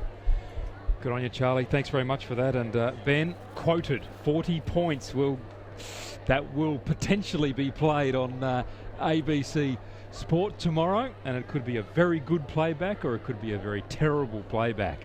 7 points the margin here. Tars are out on the ground. The Eagles are out on the ground. Natasha Medbury's heading back down to the boundary. David Kennedy's in the hot seat. Ashley Manakaris is getting himself ready. Well, David, half-time. What do the coaches say? What outlook does each team have now as they come out and different conditions again now too? Like we have transitioned through that twilight stage as well, so a bit of different footy now too. Yeah, it certainly is, Dom. I think for Waratahs, Brenton Toy will be very vocal about, well, probably not very vocal, but he will encourage his players to stick to the structures that have got them this far into the finals. I think they play a really good brand of structured football where they force the stoppage, reset themselves, and then work hard from that stoppage once again. Paul Motlop, I think he's more of an inspirational type. He will be quite vocal to his players about continuing to run and carry the ball, take risks, take calculated risks, and I guess move the ball in numbers to put them inside 50. So I think the coaching styles of Brenton Toy and Paul Motlop very different. We all know that, but neither side is out of this at the moment. I'd expect Waratahs to really put in a big showing after half-time, as will Wanderers. And looks like Natasha Medbury has... just touching on the reporting incident from the game before with Jared Cunningham, I've actually been told that he spat in another player's face, and that can be half a season. That can be half a season. Okay, well let's see how that pans out during the year, during the week with the tribunal. That is a substantial charge. That is a substantial allegation, charge, Dominic. and it's to a substantial player as well for the Tiwi Bombers. I mean, if he's out of their team, I think he's about their second or third highest goal kicker in the competition. Yeah. We'll have to get the insight to have a look at that, but he would be a significant out. He would be a substantial out because he is such a leader within that side. Interesting. Let's have a look at some of these matchups here. Hanby, McEwen. Looks like Nicholas has gone into the ruck. Mitchell Taylor on Ben Saunders. And is that Dave O'Sullivan in the middle as well for Waratahs? I don't think so. No. Guys, I'm not sure about that matchup, Mitchell on Saunders. I think Mitchell is a very good release player. I think he runs off half-back really well, creates opportunities. I wouldn't like to see him get too tied down with Ben Saunders, but obviously both of them will be in and around the ball, so it should be an interesting battle all the same. The ball tossed high to start the third quarter. Nicholas up in ruck. Break even with Erlinson. The ball pushed forward to the slight advantage of the Eagles. Jakura gathers. He kicks forward to the advantage. Vassell takes the mark at right half forward. Wheels onto the left boot. Nicholas, I thought, might have been within the 5 metres. Play on was the call. Adam Cook almost takes the mark, then drops it. Should have taken that. And David Kennedy, that's been one of his perhaps downers in the first half, that he hasn't taken the marks he should have. Yeah, it was. He did everything right there. Got the correct body position, outbodied his opponent, had judged the flight of the ball perfectly, just literally didn't catch the ball, so went straight through his arms. Ball was out of bounds, so the boundary throw in. Nicholas beaten for it on that occasion by Cook, but straight to Waratah's defence. Vassell gathers, now handballs back to Cook on the left boot into the goal square. But waiting for it, Mr. Defence, Timothy Mosquito, well done. Releases the ball, and then he finds Rowley out wide, goes to left half back and finds Jack McEwen. He takes the mark well, kicks long and kicks disgracefully for a player of his standing. His target was Ben Saunders. He's kicked it out of bounds on the full, about 20 metres away from Ben Saunders. That was an absolutely horrible kick there from McEwen. There's absolutely no doubt that when we go to work during the week, I'm going to give him a little bit of lip about that and teach him how to kick as well. As Jakura sends it back up towards the forward 50 for the Eagles. On the ground, though, the boundary line is going to beat them all. Brad Vassell's there, so too is Davey O'Sullivan.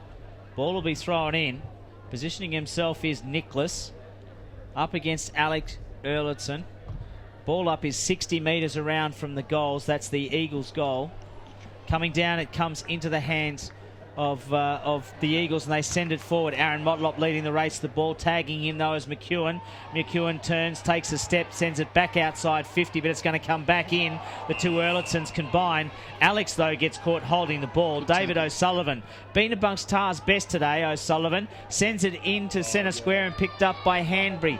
By one hand. Hanby then looks out and finds Alistair Darcy. Darcy brings it out grandstand side, coach's box, in the hands of Timmy Mosquito. He sets up a pass and sends it inboard where Michael Hanby's come down. And he's been good, Michael Hanby. He has. Very good for Tars. He has, and he's going to go back. I would think I'd be encouraging him to go back and have a shot at goal here. He's going to kick from just outside 50 metres. No real angle to speak of. He's kicking towards the airport end scoreboard. 2.5 minutes gone. 5 goals, 2 Waratahs. They trail the Eagles 6 goals, 339, and he offloads. Well done. Jake Smart has drifted down, or did he start further forward? Not sure, but Smart has taken a chest mark in between 2 Eagles players and just has shortened up the gap. So now he's going to kick from roughly 35 metres out, bit over. A couple of good passes there. The first was Timmy Mosquito to look in, and Michael Hanby, good vision to look in and find Jake Smart. Got a chance at a set shot. As Jake Smart comes in, directly in front, sets it up high. Oh, he's got there. It's just going to drop over the line. Well, a much-needed goal to the Red and Whites as they move to 6 goals, 2, 38, but they trailed by a point at the 3.5-minute mark in this third term to 6 goals, 339. Now, I've got a question for you guys. I know that I'm meant to know this type of stuff, but have any of you guys heard of Michael Hanby before this? I think he's playing a great game and really haven't heard much about him this season. Well, no, not this season, but apparently he's ex-SANFL and he certainly moves like a footballer out of the SANFL. He certainly moves like a midfielder. Watch the way he moves around the ground, his angles he runs. I think he's playing some sort of game tonight. He's had a lot of it, playing across half back and floating up forward well, giving them a great opportunity to, I guess, pinpoint players on that half forward line. Nicholas up in ruck against Erlinson. Nicholas wins it, and Hanby starting in the middle, got hands to it, couldn't handle cleanly, falls to Alex Erlinson, comes through midfield, kicks away on the right boot. Target is Cook. Cook gathers on the bounce, handballs away there to Cruz. Cruz on the right boot, snaps around the corner. And that exclamation from David Kennedy was because Jerry Wilson came from 2 defenders deep, and to fly in front of them both and take the mark 15 metres from goal, 45-degree angle.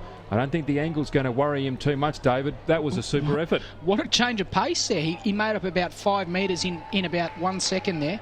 Amazing. Jerry Wilson, he is an important player to this Eagles unit. He comes at goal, kicks at goal, and kicks that straight through the middle. Well done, Jerry Wilson. He restores the lead that they did have. Wanderers move on to 7-3-45. Waratah 6-2-38. We've gone 5 minutes in this third quarter. Natasha Medbury down on the boundary. Yeah, there's no injury concerns apart from James Ray. He's coming back on now. He started on the bench for the third quarter, but he's still limping, but there's no injury concerns for Eagles. Jerry Wilson's flash then, David Kennedy, was a bit like Dunedin in the Caulfield Cup last week. He came from about 2 or 3 deep. And got up on the post. Absolutely amazing. But I tell you what, once again, Wanderers, they're not going inside 50 with any sort of form or structure here. They're not... all their goals are coming from little opportunities, and they're taking every one of them, and that's why they're in fun at the moment. VV versus Marsh. VV wins out, got his hand down. Hamby diving on it, gets a handball away, knocked clear. They've all stacked on the mill now. The umpire says, give it to me, and we'll have another ball up just outside the centre circle here at Marrara. Centre circle starting in the true middle position. VV wins out, two-handed tap down. John Jackson knocked off the ball. Can't get clear possession away. No one's really going to get this out. It's still being let go. Jackson got a boot on a loose ball. Running into trouble then was McLean. Slung off it, let go. Play on's the call. David O'Sullivan jumping Ali Bond. Couldn't get a ball on it. Couldn't get a hand on it. Knocked over by Bates. In there trying to clean it up. It's fallen into the hands of Davin Hall. Can't get a hold of it. Comes back out to him. In fact, it's Alistair Darcy. Darcy gives it off. John Jackson, Jake Smart coming through, showing courage. Gave a handball to no one in particular. Diving on it there is Aaron Motlop. Can't get it. Veve taken high, and he's going to get a free kick for his trouble, you would think. And then O'Sullivan gives him something to think about as well. So David Oates eating 2 shots at the cherry. VV keeps his feet, gives it off to John Jackson, plays on quickly, puts it on the boot, inside the 50, 2 task players. It comes off the hands to Thomas Motlop, has one bounce, taps it over, then chips it over to a teammate. That teammate was in fact Adam Cook, who kicks a goal from a metre out. What fantastic crumbing by Thomas Motlop. It was perfect crumbing. He just ran straight in. I almost thought the whistle must have gone because there was no one around him. He just was able to run into the open goal. Probably could have finished off himself, did the team thing, chipped it over and gave Adam Cook his first goal. So almost 7 minutes gone in the third quarter it took for Adam Cook to register his first goal, but it doesn't mean that he's played a poor game. I think he's provided an option, and once again another great goal there coming from a front and centre from the Wanderers. All these entries that have gone inside 50 have just become, I guess, I use that word again, opportunistic goals from Wanderers. Ball tossed high, Veve up against Marsh. Marsh wins it down, but only to Thomas Motlop. Ball held to him. And the umpire comes in very quickly to grab that. In fact, it was Nook Mansell. Just quickly, Dom, you sense that there's a lot more intensity building here. Some of the tackling and ferocity at the ball is a lot higher now. And we're seeing that with the secondary ball up. Veve on hands and knees, thumps it towards centre half forward. Mosquito can't pick it up under pressure from Bond. He did. He got the handball out, and a free kick paid for being held without it. And that will go back to Bond. What a footballer he is, Ali Bond. Just been superb for the Eagles throughout the season, and he's proving so again this evening. Toe poke forward, goes straight to Jakura. Play on it, was touched off the boot. He's tackled to ground. The umpire says held to him. So there'll be a ball up at centre half forward. And the Eagles with the advantage here. Marsh comes in. Veve wins it. Bounces off the nose there of Lachlan Mitchell. Comes towards Hanby. He can't handle it cleanly. Goes back in and gets it again. Gets it out to Ray. He kicks up towards the centre. John Jackson couldn't take the mark. He's smashed to ground by Saunders. Mitchell-Taylor just shuffles it out towards Bates. Bates pirouettes in one spot and goes back to Taylor. Taylor paddles it backwards and does well there. Went back to a teammate in Thomas Motlop. He got it out wide now to Bates. Bates marks the ball with the left boot. Toe pokes it inboard to John Jackson. They haven't gone far here, the Eagles, but they've retained possession. Jackson goes forward to Thomas Motlop. Jake Smart standing the mark. They're in the middle of the ground. He goes to Jakura by himself. Handballs to Thomas Motlop. This one will be long.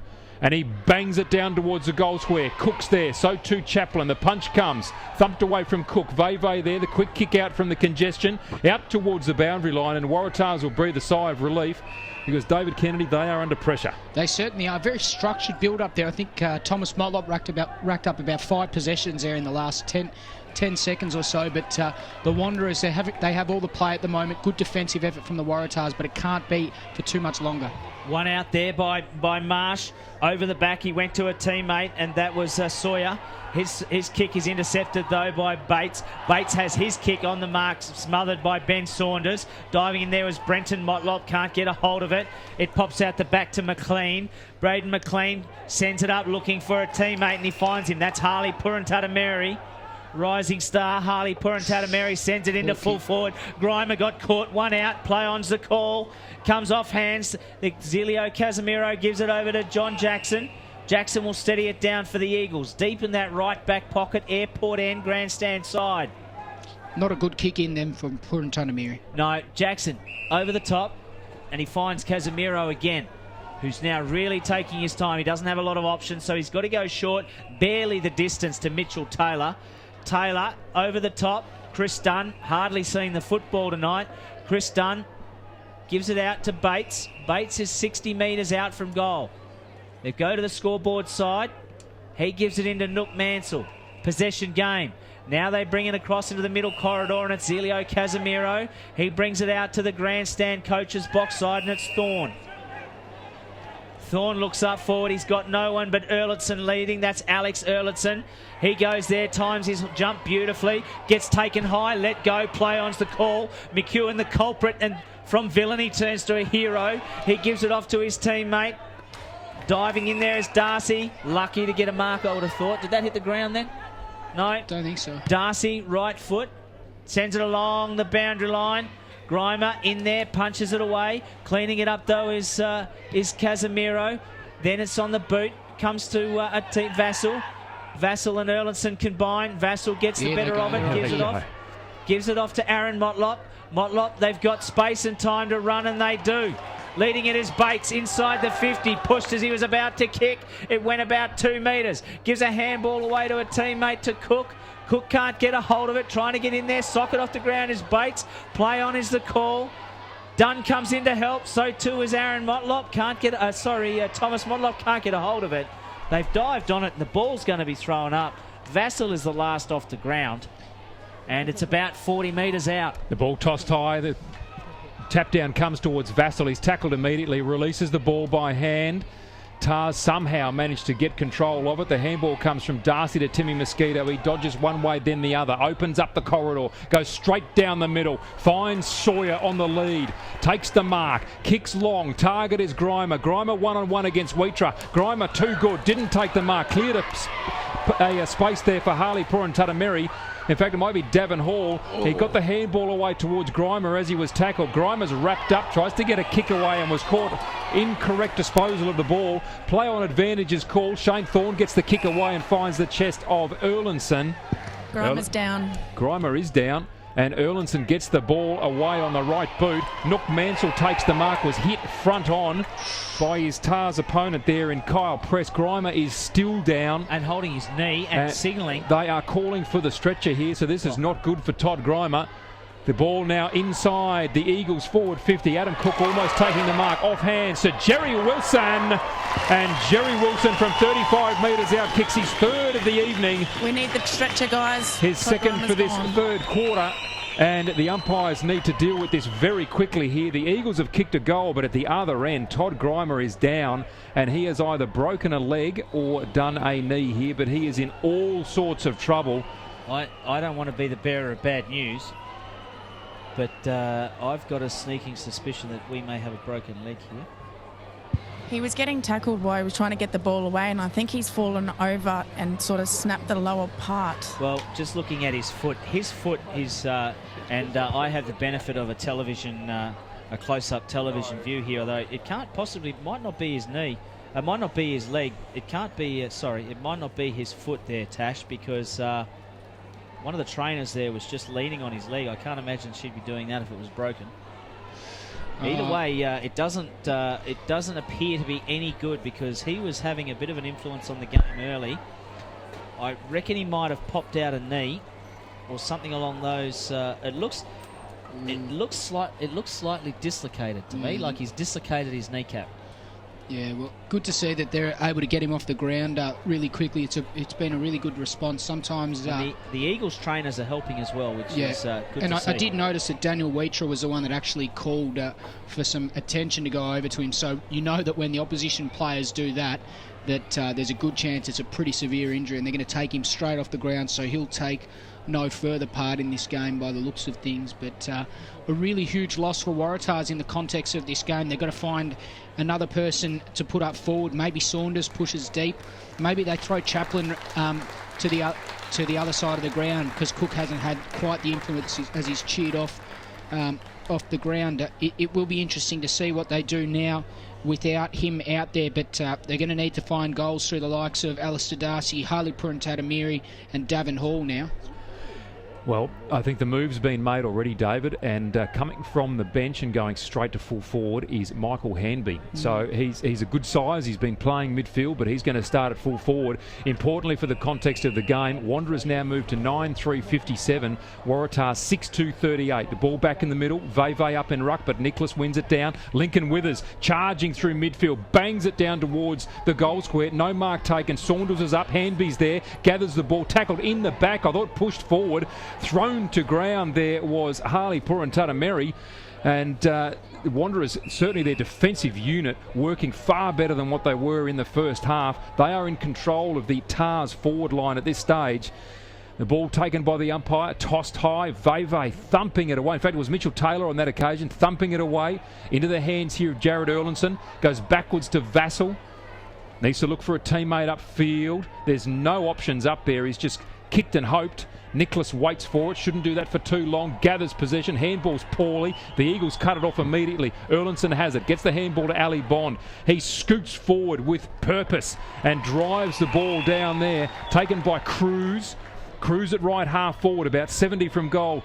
Kicks it up towards Adam Cook, can't take the mark. Chaplin, good contest between he and Cook, and Chaplin sees it out of bounds, 35 metres around from the Eagles' goal in their right forward pocket. 57 plays 38, almost 17 minutes gone in this third quarter. Wanderers, once again, they're able to get inside their forward 50 so easily from the Tars defence. They need to make that transition more difficult for them. Cook won it down, but the Tars players were there to shark it. So too it comes to McEwen. Hurried left foot kick. He finds Jake Smart. Smart goes back in board. Mosquito has to crouch down. It bounces in front of him. They all pile on top to the Eagles. It comes out the back though. Clearing it away is Bugler for Waratahs. He gives it off to Alistair Darcy, who was looking for a free. It's ended up in the hands of Thorne from the Eagles. He then puts it on the boot and sends it up to Jerry Wilson. Wilson inside the boundary line just, chips it over the top to Chris Dunn. Dunn's a bit further deeper. He's only about 5 metres in from the boundary line. He then chips it up to Thomas Motlop, who in a contest with Bugler loses possession and the ball goes out of bounds. Will be thrown in exactly 50 metres around from goal. Natasha Medbury. What has happened to Todd Grimer? He's actually done the ligaments in his right ankle, so they've just strapped it up now, and he should be right. He won't be right for the rest of the season.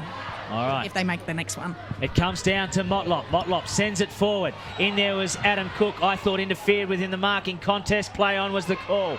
Loose on the ground. Trying to pick it up is VV. He does. Vassell gives it out to him. Is still in there. The Tars defenders working overtime. No one's got clean possession. Now it falls to Thomas Motlop. Nathan Jakura. He sends it forward. Still near there, picking it up is McEwen. He can't get clean possession. Vassell kicks it up, puts it on the boot, sends it across the goal, out of bounds on the full right forward pocket. McMillan's road end. The ball will be brought back in by the Tars defence. Tars, they are looking rattled here. They need to find some composure because they're not out of this game, but they could be very, very soon. Smart received the kick in, went to a teammate in Rowley, kicked further forward and just falls into the arms of Shane Thorne. They're doing it easily here, Wanderers, but a muck-up on that occasion by Shane Thorne goes straight back to Jake Smart. Smart in defence. Oh, another poor kick out of defence, but it'll come off here for Tars. Goes to James Ray. Ray out wide to Darcy. Darcy on the right boot up centre wing. They've got numbers here, Tars. They need to use it. They drop a mark. Brent Rowley, that was terrible. Falls here to Harley Purantatameri. His handball goes to no one in particular. Was taken high. He's very fortunate. And Purantatameri right in front of our commentary position. Centre wing. He was very fortunate. The rest of his team were fortunate because they made an interchange at the wrong time just before, and they got lucky that the ball was turned over once again in their defence. But they didn't capitalise on it. Harley Purantatameri with the right boot. Up towards attacking 50. No mark taken. Marsh it was. Saunders was there. Somehow spilled to Saunders from 35. Runs towards an open goal and misses. And then begins to cramp. So that's a point to Tars. Wanderers 9-3-57. Waratah 6-3-39. David Kennedy, they've got to find some composure, but they need to do it quickly. They do. That opportunity there for Saunders was really one that he should have taken. He's played really well today. He's presenting well. Just needed to finish off on that occasion to, I guess, steady the ship now. They need to kick the next goal. Brought in board. Seaton has possession of it. In fact, it's Casemiro. Sends it up. Outside the 50, VV's the flyer, so too is Marsh. Off hands, leading the race, the ball is Darcy. He slides and dives on it, doesn't pick it up though. In comes Cruz, gets a hurried handball away. VV rides one bump, then puts it on the left boot, picked it up towards Thomas Motlop. And he tried to get it on the half bounce. Almost a one hand, one bounce scenario, but it's gone out of bounds at the interchange and will be thrown in. Directly in front of the interchange steward here, grandstand side. Marsh got front position, kept it. Coming through is Hanby, so too is Saunders. Saunders palms off one, gives a handball to Hanby. Hanby bounces off another and then puts it on the boot. Sliding is Rowley, that's two. He's dropped in as many minutes. He tries to pick it up, then got taken high. Well, Thorne has to be careful here because he's just as likely to give away a 50 if he keeps that up. Very lucky not to give away a 50. Rowley's a metre inside the boundary line, just in front of the commentary position. Being told to get along with it, and he does. Sends it up inside the 50. Hamby's there, but not in the contest. In there, though, for Tars is Harley Purantatameri. A hurried kick, sends it up forward. In the contest, though, was Michael Sawyer and also John Bonson. The ball's gone out of bounds, will be thrown in about 4 metres from that point post, less. They almost got to kick a goal from this centre clear or this boundary throw in, Ashley. Boundary throw in. Taking it out of the ruck was Marsh. Quick hands to no one in particular. Loose on the ground. In there is Harley Purantatameri. Couldn't get a hold of it. No one's really got possession. They keep working it forward. Eagles out of defence. It's just inside the 50. In comes Jared Erlitzson, decides to pick it up. Gives it off, and running onto it is Nathan Jakura. Taps it in front of him. Can't get it. Cutting it off is Bugler. Bugler and Jakura go at each other. Jakura comes out of it best, but it's loose. On the ground, still on his hands and knees is Jakura. Gives a handball off Jared Erlitzson. Caught without the ball. Play on is the call. It's inside the square. 2 metres inside that square near centre wing. And the ball is going to be balled up. 22 and a half minutes gone, third term. 6 goals, 3:39. Waratahs trail Wanderers 9-3-57.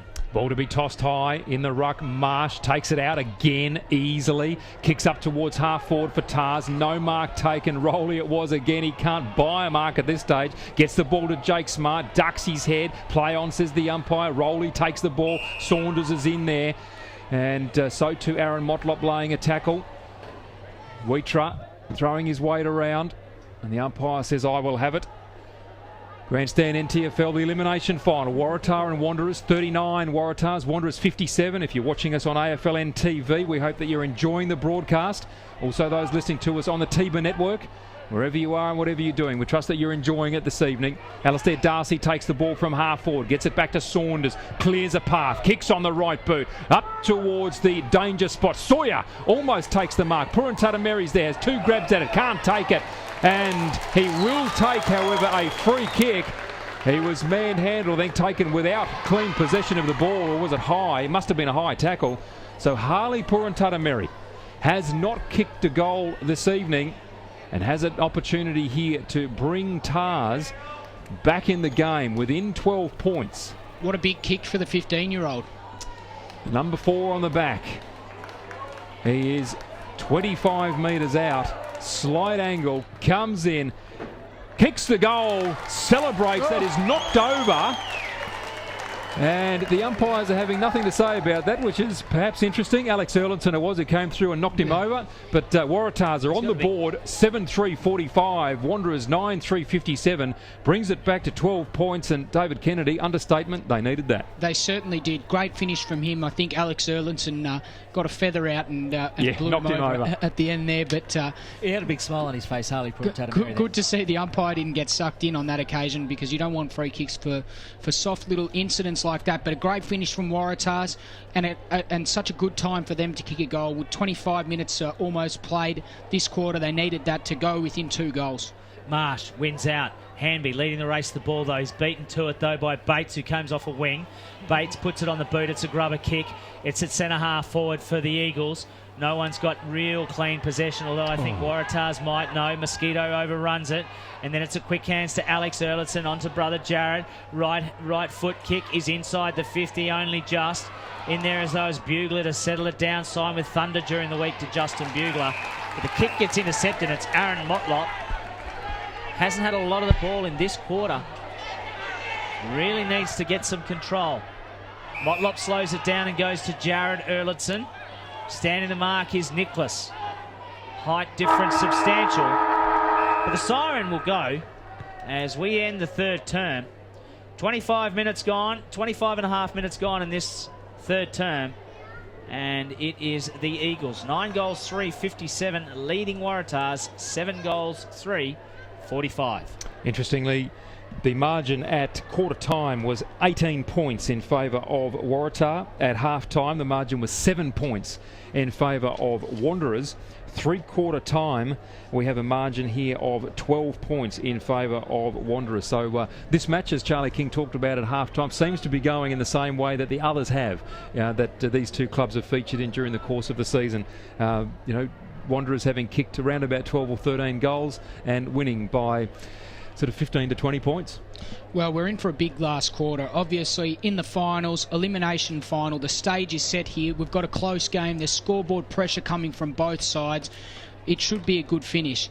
I was looking down the team sheet for Wanderers today. There's no one that really stands out for me. They need someone to come to the fort and really stand out.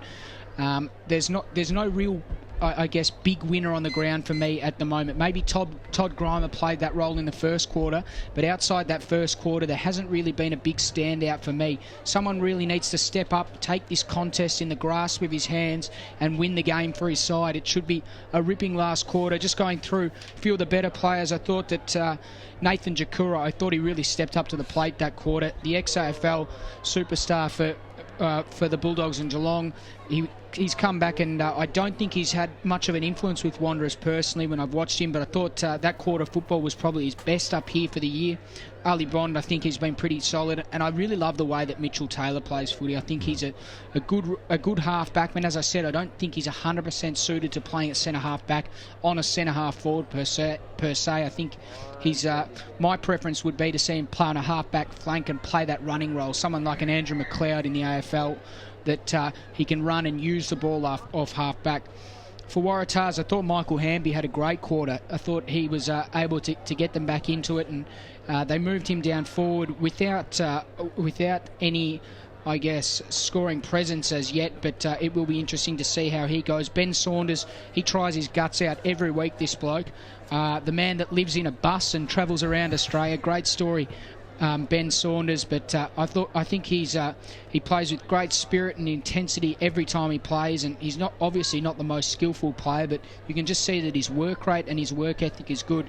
And interesting also to see, I thought I didn't really have anyone else that stood out to me, but Michael Sawyer at the end of that quarter had moved into that full forward position, so it'll be interesting to see how he goes if he plays in that role coming up in the last quarter. But two goals of difference, anyone's game this one, boys. Looking forward to a great last quarter. Speaking of goals for the Eagles, their goal kickers, Jerry Wilson has 3 goals, 1 in the first and 2 in the third, and do not underestimate the importance of him to the Eagles forward line.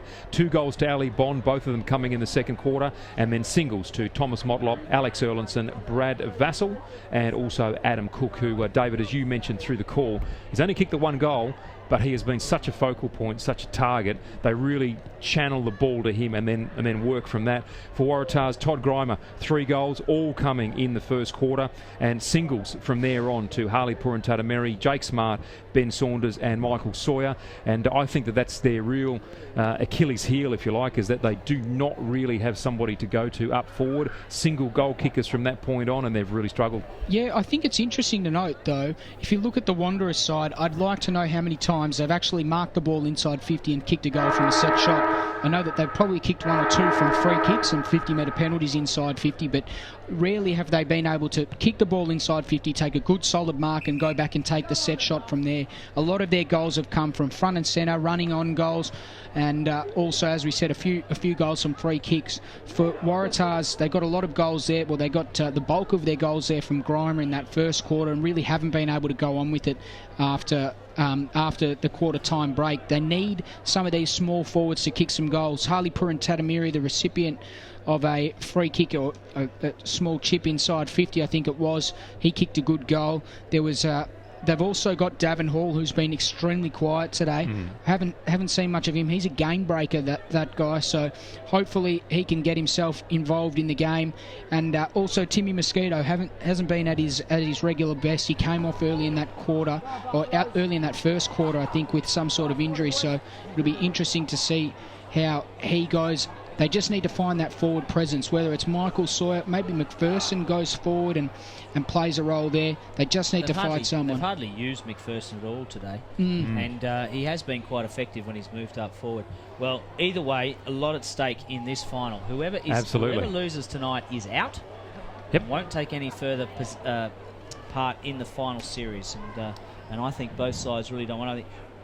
I again go back to a comment I made earlier, and I'd love to know. Sorry, we go down to Tash. Tash, you're with Brenton Toy. Yeah, Brenton, you've lost Todd Grimer for the game, but who you put Hanbury up into the forward line in place of him? Who are you looking for to kick your goals? You're only 2 goals behind, and it's anyone's game, really. Yeah, look, I think Michael Sawyer is going to be the X factor. If we can get it into him, 1 out, he should be all right. But the little fellas down there, Davin Hall and Harley Purantatameri, if we can get a bit of zip and get them to put a few goals on the board, we might be okay. Good luck. Thank you. Well done, Tash. I was just motioning to David Kennedy while we were hearing that why not Sam Nicholas? He hasn't done that much around the ground. He's a big presence, a big body. Why not put him down to full forward? I think they want to maintain their dominance in the ruck because Marsh has gone to centre half forward for Tars, and Nicholas has gone into the ruck. Well, to get us underway in the last quarter, we can continue on. Ashley Manakaros. It's Nicholas versus VV. Nicholas with his body gives it down to Ben Saunders, also in the middle for Tars. Saunders got wrapped up, took too long and got pinged holding the ball. So good desperation straight away from the ruckman, VV, the young fella.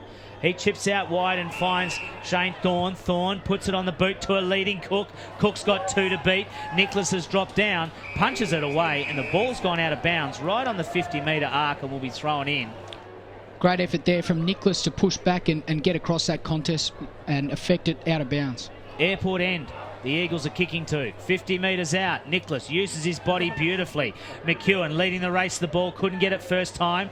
And then Thorne gets it. Handball's inside. But then it comes back to Withers as well. In there is Darcy. Taps it in front of him once. Then gets it the second time. Puts it on the boot. He's got a leading teammate. That's Marsh. Marsh overruns it. It comes to Zelio Casemiro. Casemiro chips it off to Bates. Bates has space. He looks upfield and he's got Dunn. Dunn, scoreboard side, centre wing, chips it over the top. They've got runners here, plenty of them. It's with Aaron Motlop at the 50-metre arc. Motlop lines up at goal and goes for it. Across the face, it looks like out of bounds. Great build-up. Wasn't that sensational? You've all got white knuckles and it's gone out of bounds. Oh, not quite on the full, but gee, it was close. It's going to be thrown in about 30 centimetres from the point post. Nicholas versus Cook. Nicholas, big hands. Knocked away.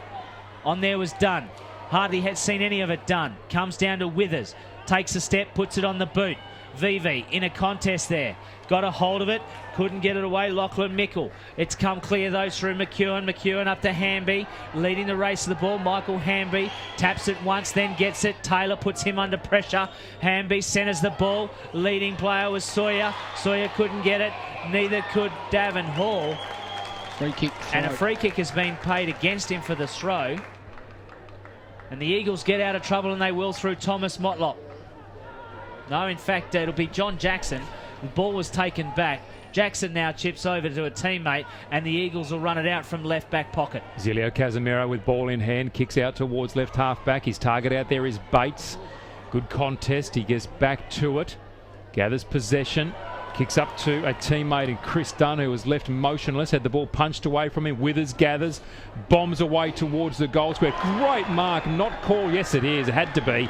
That's a great mark by John Bonson, and he will be called back as well to take the kick over the mark. 2-1 on that occasion, and John Bonson stood tall and took it with the one hand. That was terrific. It certainly was a great mark, almost a goal-saving mark, probably. Absolutely. So he took it on the last line of defence, and the umpire being very litigious, bringing him back right onto the exact line. John Bonson, terrific to see him back playing football. He handed it off to Chris Dunn, in fact to John Jackson, and John Jackson's kick was not one of his best, and ends up out of bounds after the players were unable to take possession. So about 65 metres around from the goal for Tars. The boundary throw in. Nicholas up against Veve. Nicholas over the back. McEwen runs onto it. Can't take possession. Smart's in there. So too Davin. Alistair Darcy didn't take it with him. Needs to go in hard and grab it. Dives in. Clears a path. Did well. Coming out was Kyle Press, but the Eagles have moved it forward. Bugler cuts it off at centre half back. Whips it out wide. Goes to a teammate in David O'Sullivan. He gathers possession. Chips in board and goes into the centre of the ground. Finds McLean. He bombs away beautifully and finds on the chest and on the lead. I was waiting for Hamby to take the mark, but Harley Purantatameri has taken that beautifully. 35 from goal, 45-degree angle. He's kicked one goal already. Has an opportunity here to put his second. Are you telling me this kid's only 15? He's 15 years old. This week's Rising Star nomination. He kicked 6 goals against Nightcliff last week, so super effort from him. That was a tremendous contested mark. Yep. So that was brilliant. Harley Purantatameri with the shot on goal, and he has put this through, and we have a game on our hands, ladies and gentlemen. Well done, Harley Purantatameri. He kicked his first goal in the third quarter. He's now kicked his second in the last. Wanderers 9-3-57. Waratahs 8-3-51 down to the boundary, and Natasha Medbury. Yeah, the only good news for Waratahs at the moment is Todd Grimer can't come back on, but he's actually back on the bench just icing his ankle, so it wasn't that bad. Well, thank goodness. That is great news for Waratahs and for Todd Grimer personally. David Kennedy. Harley Purantatameri, I first remember his first game in the NTFL. He played against Tiwi. Him and his brother Nelson were playing in the same game, and I remember he gestured to the bench, ran to the bench, and actually Brenton Toy actually physically sent him back onto the ground. So he's come a long way, playing some good footy. One out by Nicholas down to Withers, out to a leading teammate, that being Davin Hall. Hall got caught holding the ball by Nook Mansell under pressure. Some question, but the umpire was the ABC umpire of the year, no less. Nook Mansell danced around, gave it off to John Jackson, and the ball's gone out of bounds. It was great pressure to come back again. He's just been nailed holding the ball, and he returned the favour. Yep. Super effort. You got to admire both sides. They've really put the pressure on the opposition while we've had such a low-scoring game. Alex Erlitzson down to Nook Mansell. Mansell hurried. Cook is just out in the open. Thomas Motlop will get it in one grab, and he does, but he gets wrapped up in a tackle by Lachlan Mickle, and in fact he got caught holding the ball right on the boundary line. I reckon that was harsh, but what would I know? Very harsh. Mickle puts it on the boot, sends it up forward. Marsh can't get a hand on it, which is tough because he's about 8 foot tall. In there was Jared Erlitzson. It's handball forward. Diving on it there is Brenton Motlop with courage. Trying to get a free kick away, and a free kick's been found, and it's gone high, and it's gone to Jared Erlitzson. The one giving away that free kick was Brent Rowley. A lot of free kicks in that last passage of play. The last 90 seconds there's been about 5 or 6. Sent upwards. Falcon. There was a belt on their head. Was that Alex Erlitzson that hit? It was giant Falcon. Natasha Medbury had the best view of that. Yeah, it was him, and he just had a bit of a laugh, and Thomas Motlop gave him a bit of a spray for it. Directly, just to the left of the interchange gates. Thrown in. One out by Marsh. Great Rowley got a boot on it, sends it back, but Aaron Motlop's going to clean it up first. Gets to take 2 goes to pick it up, then has to hurry his handball. Gives it off to Mansell. Mansell puts it on the boot, sends it about 30 metres up, but Bugler with poise gathers it one-handed, then sends it back to where it came from. Nicholas over the top to the running Rowley, spills it once, then gives it off to a teammate. That teammate is Ian McPherson. McPherson sends it up the full forward. The contest is there. Free kick is paid. Play on is the call advantage. It's run out by Casemiro. Centre of the ground. Here comes Chris Dunn. They've got the overlap. You can hear it in David Kennedy's voice. Dunn gives it over to Ali Bond. 55 metres out. Bond sends it into full forward. Cook got his hands on it. Falls to the hands of David Cruz. Off the pack. In for a goal. Coast to coast. Coast to coast. The Eagles go to 10 goals, 3, 63. They lead Waratahs 8 goals, 3, 51. Every score crucial. Yeah, it certainly is, Ashley. There was an opportunity for Waratahs to score merely 10, 15 seconds ago, and then on the rebound, they just didn't have those exits covered. Wanderers were able to clear the ball with such ease. They moved it down well. They were composed about it, but they moved it quickly, and in the end, Cruz was the recipient of the goal. So great effort from them. Extends that lead once again. Tom Marsh up in ruck, wins it away from Erlinson, taps it to a position where Saunders can have a crack at it. Alex Erlinson came in, delivered a handball to Aaron Motlop. He was wrapped up brilliantly by Nicholas, but then Nicholas went on with it and tossed him aside when he did not have the ball. Motlop takes the free kick, gets it out to Jakura. Jakura in front of Darcy, takes the mark, moves it to Jackson. Jackson's been a consistent contributor. Now goes back to Jakura. Alistair Darcy needs to be alive to that. Goes up in towards attacking 50. Taken by Tom Marsh. Handball to Smart. Quick off to McEwen. Did beautifully. Long kick on the left boot up towards Nicholas. Needs to be clean. That was terrible. Handball went straight to Mitchell Taylor. Hacks it into the middle of the ground. Motlop bounces off his chest. That's Aaron. Has time to regather. Kicks long up towards Cook. Goes over his head. Now David O'Sullivan needs to be quick here. Just taps it back towards Chaplin. He's tackled by Bates, who did well. Got the handball off to Timothy Mosquito. Haven't seen too much of him. He needs to have an impact. Got the kick off to Saunders.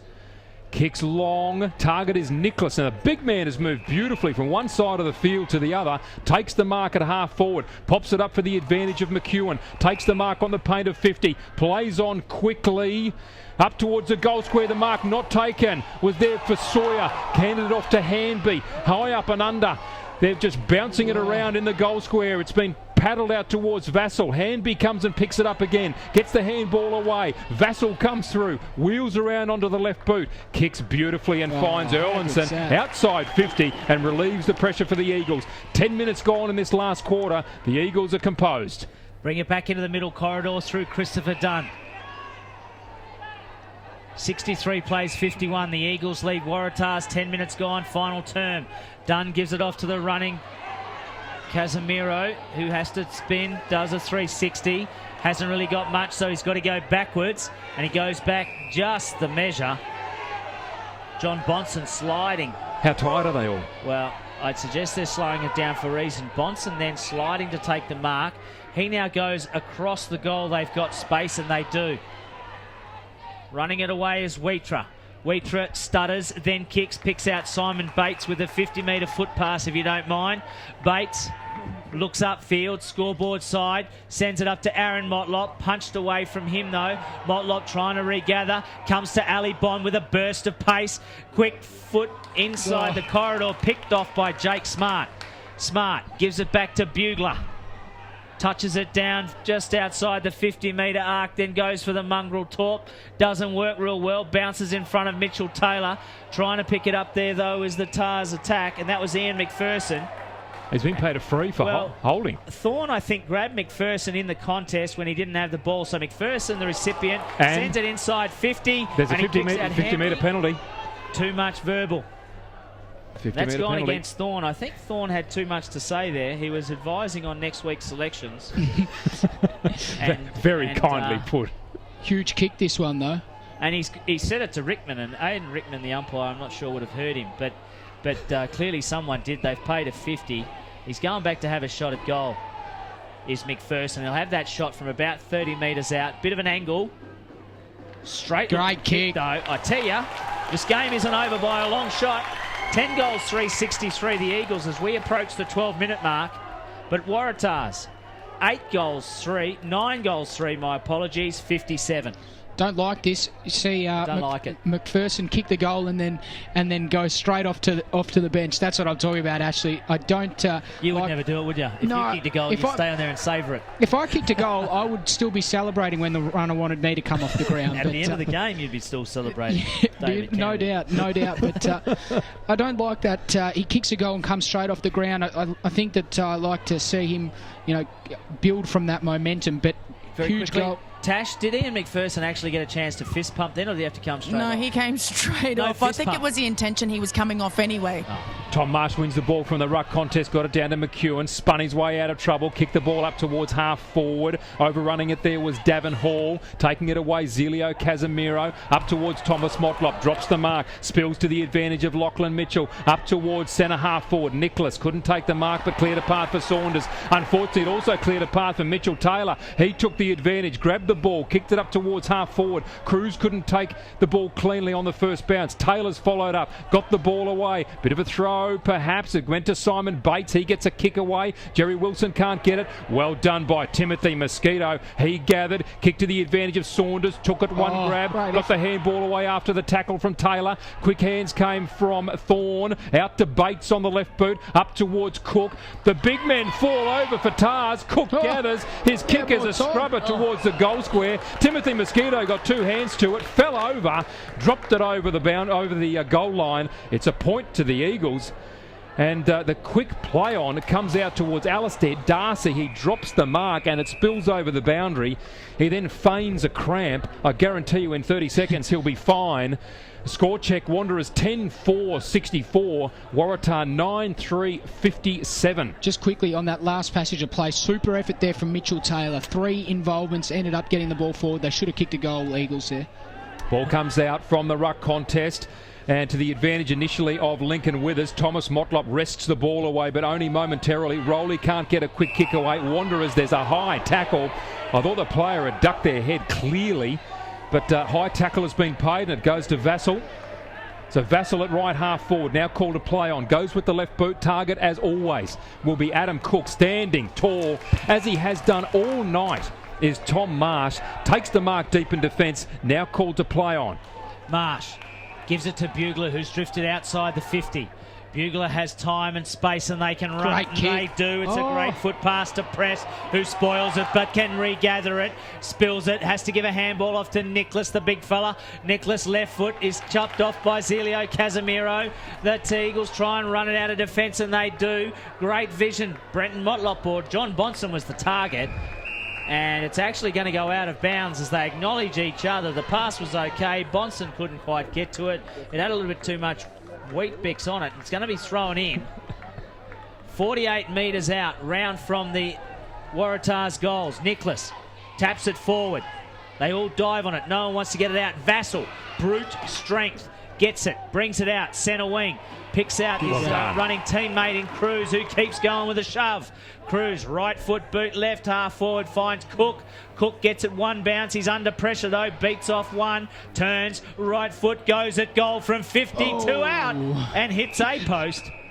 But it's the point post and it's out of bounds on the full. 15 and a half minutes gone. 10 goals for 64, plays 9-3-57. Waratahs trailed by 7. Brought back in by Mosquito. Chips it over to Lachlan Mickle. He goes over the top. It's 1-on-3. Jake Smart's the one. Got his hands on it first. Jakura. He got taken high, straight up and plays on. How tough is he? Brenton Motlop, left foot, sends it up forward, looking for Wilson. One hand, can't get two on it. Timing in there and backing it up is O'Sullivan, taken out. How high was that hit? No numbers taken. Yeah, it definitely was. Geez, I think it was O'Sullivan on that occasion. Couldn't be quicker to rush that behind with Jerry Wilson on hot pursuit. O'Sullivan brings the ball back into play. His target was Tom Marsh. Tom Marsh didn't take the mark cleanly. Pressure put on by Vassell. Vassell's in there again, laying a tackle on Lincoln Withers, who certainly hasn't been his usual self tonight. The handball comes in. The shot on goal initially bounces over the head, goes through for a behind. I think the person having the shot on goal there was Bates. And David Kennedy was the bloke having a heart attack. And very, very fortunate on that occasion. Well, both sides are hard at it here, and both sides can win this game. Another poor kick in by O'Sullivan. Clears Mosquito. Falls to Aaron Motlop. Has the shot on goal and puts it through the middle. Well, that was absolutely important that David O'Sullivan found a teammate. He didn't do so. The Eagles swooped and Aaron Motlop kicked the goal. They now go to a 13-point margin. Skipper's goal then. That was the skipper's goal, wasn't it? Aaron Motlop's goal. Oh, I don't know. I think that was a task goal that went the way of Wanderers in the end. It was just such a poor kick in and just a really poor kick that was cut off, and a good finish from Tars. Tash, do you think anyone will have a look at that incident then with Nathan Jakura? It was right in front of me. He did. It wasn't deliberate, but he did nearly rip his head off. Did he stick his arm out, or was it just? No, it was in the tackling motion, and Jakura was ducking, sort of coming through the pack. So 50-50. Back in the middle. 72 plays 57. The Eagles in front. We've gone nearly 18 minutes. Ball comes down. Bates comes in. Dances once. Gives a handball over to John Jackson. Jackson sends it up centering wing, and he's got a target. And that target is Brenton Motlop. Move forward. He then left foot chips over the top to Aaron Motlop, the last goal kicker here. Well, one would think at the 18-minute mark in the fourth term, Aaron Motlop kicks this and he plays on quickly, gets around onto his right foot. Has he snapped it? I think he has. Goal umpire doesn't move that much. All clear given. I was about to say that if he kicks this goal, it becomes 12 goals, 678 to 9 goals, 3-15-57, 18 and a half minutes. That's pretty much the match winner, do you think? Wanderers will get home tonight, actually, that's for sure. Now they need to, I guess, really gain some confidence from this game. They're finally starting to get their forward entries a lot better. Just then, they're able to hit out Aaron Motlop, who in the end did play on, but I guess effectively a goal from a set shot still. Wanderers have started to look a lot better in this last quarter than I think that's because they've really run the game out. So Paul Motlop, and talking about the fitness, that has really come through. They're running a lot quicker than Waratahs at the moment. Nicholas wins the ball out of the ruck contest, but Tars, they cannot clear it. Chris Dunn clears up towards centre half forward. Target was Vassell, just bulldogs his way through, gets the ball back to Dunn. Now it's taken away. Tars through Link Withers, gets a kick up towards centre half forward. Marsh can't handle, was punched away from him by Taylor, who did well. The Eagle defence working beautifully. The kick out comes towards centre wing, but the mark taken for Tars by Davin Hall. Goes quickly to Link Withers. Man on the mark is Mitchell Taylor. Holds him up momentarily, goes with the right boot, an ordinary kick over the top of a teammate, goes to the back, a free kick paid, a quick kick comes to Handby. That kick was from McLean, so Handby has the opportunity here to line up at goal. They don't have a lot of time here if they think they're at all in the game. Almost 20 minutes gone. Listening to us here on ABC Local Radio, on abc.net.au, on the TIBA network, and also on AFLNTv. Michael Handby, 35 metres out, slight angle to the right, has his shot on goal and puts it straight through the middle. He's been a good player, Michael Handby, and he's rewarded with a goal. So Tars move on to 10 goals 3, 63. They trail by 15 points. Wanderers 12, 678, but we've gone 20 and a half minutes in this last quarter. Bearing in mind, of course, that Todd Grimer went off in this quarter, and there will be a little bit of time on because of that. Yeah, interesting point you make there, Dom. I think Waratahs need to win every clearance, especially the centre clearances from now on. They need to get the ball into their forward 50, and they need to take marks inside 50. So they've got it all against them, but maybe there is time. We'll wait and see. In the middle, Nicholas taking on Alex Erlickson. One out by Erlickson. In the end, he got the best of it. Picked up though by Withers. Withers right foot around off the shoulder, doesn't go anywhere except as far as Thorne. Thorne takes it out scoreboard side, picks out a teammate running, comes over the top, finds John Jackson. John Jackson from 55 out, sends it up to full forward. Cook is there, offhand, so too is Wilson. Dangerous, gives it off to a teammate, and coming through is Nathan Jakura. He chops it up with a right foot, but it goes to the left of the major, and it's through for a point. 21 and a half minutes gone, term 4, 12-7-79. Plays 10-3-63. Timmy Mosquito brings it back in, chips it over the top, finds Lincoln Withers in the middle corridor. Now they get outside the 50-metre arc. He sends it centre wing, scoreboard side, punched on by Nicholas. Marsh leading the race. The ball gives it off to a teammate. That's Jack McEwen. Need a mark. McEwen sends it up high. The two Eagles players run into each other. Palming off there is Saunders. Back to McEwen, who has run on. It comes to Harley Purantatameri. Only goes as far as the goal square. Sawyer's in there, diving on the ground though. Great defensive work. We'll give it the credit to John Bonson. And the Eagles will kick it out of defence. They do, and they find Thomas Motlop. Thomas Motlop takes the mark, still inside defensive 50. Harley Purantatameri on the mark, almost 22 and a half gone. Thomas Motlop calling for a lead. Behind him, in fact, now he goes down the line. Centre wing, grandstand side. Alex Erlandson couldn't take the mark. Chris Dunn gathers. Is pushed off the ball there by Link Withers, who's certainly put in an effort in the last 5 minutes. The ball out of bounds for a boundary throw-in. Do we think that this is maybe Link Withers' last 5-minute effort, is it, boys? Oh, that's got to be a potential as we see a boundary throw in. Nicholas here up against Veve. Neither win it cleanly. Ali Bond gathers, taps it forward. Ray, in fact, it's McEwen up towards centre half forward. Target was Hanby. Wheatra runs past him. How will the ball bounce? Hanby gathers. Kept his body behind the ball, did beautifully. Got it up towards Sawyer, can't take the mark. I thought it might have been high, not called. Mitchell Taylor running hard out of the soccer off the ground. Has gone through, but for a behind. Well, that was an excellent effort, but only gained the 1 point. Tars 10-5, 65, trail by 14. Wanderers 12-7, 79. We've gone 23 and a half minutes. Bretton Toy moves down into the coach's box moves down along to the boundary side. Lincoln Withers coming off, suggesting perhaps Lincoln Withers might be retiring at the end of this game. Is that what you're suggesting, David? Maybe. And the Eagles, they bring it out, long way out of defence now. Right half back, only a metre inside the boundary line. The ball is in the hands of Thorne. And Thorne would only have about a half a metre. He just goes for the mongrel torp up in front of the scoreboard. It is. Front Good position, grab. though, was Bugler. Bugler. And Bugler's taken a great mark. Well, I think he's going to have a great season with Thunder. Full rewards to him, too. He's been one of Tar's best for weeks now. As Bugler, although the kick didn't reflect it, went chopped off to Thomas Motlop. Then it's been given off to Thorne. Thorne gives it off to Bond. He gets dispossessed somehow, but regathers. Then he gets his kick smothered. Still following it up is Bond with a second and third effort.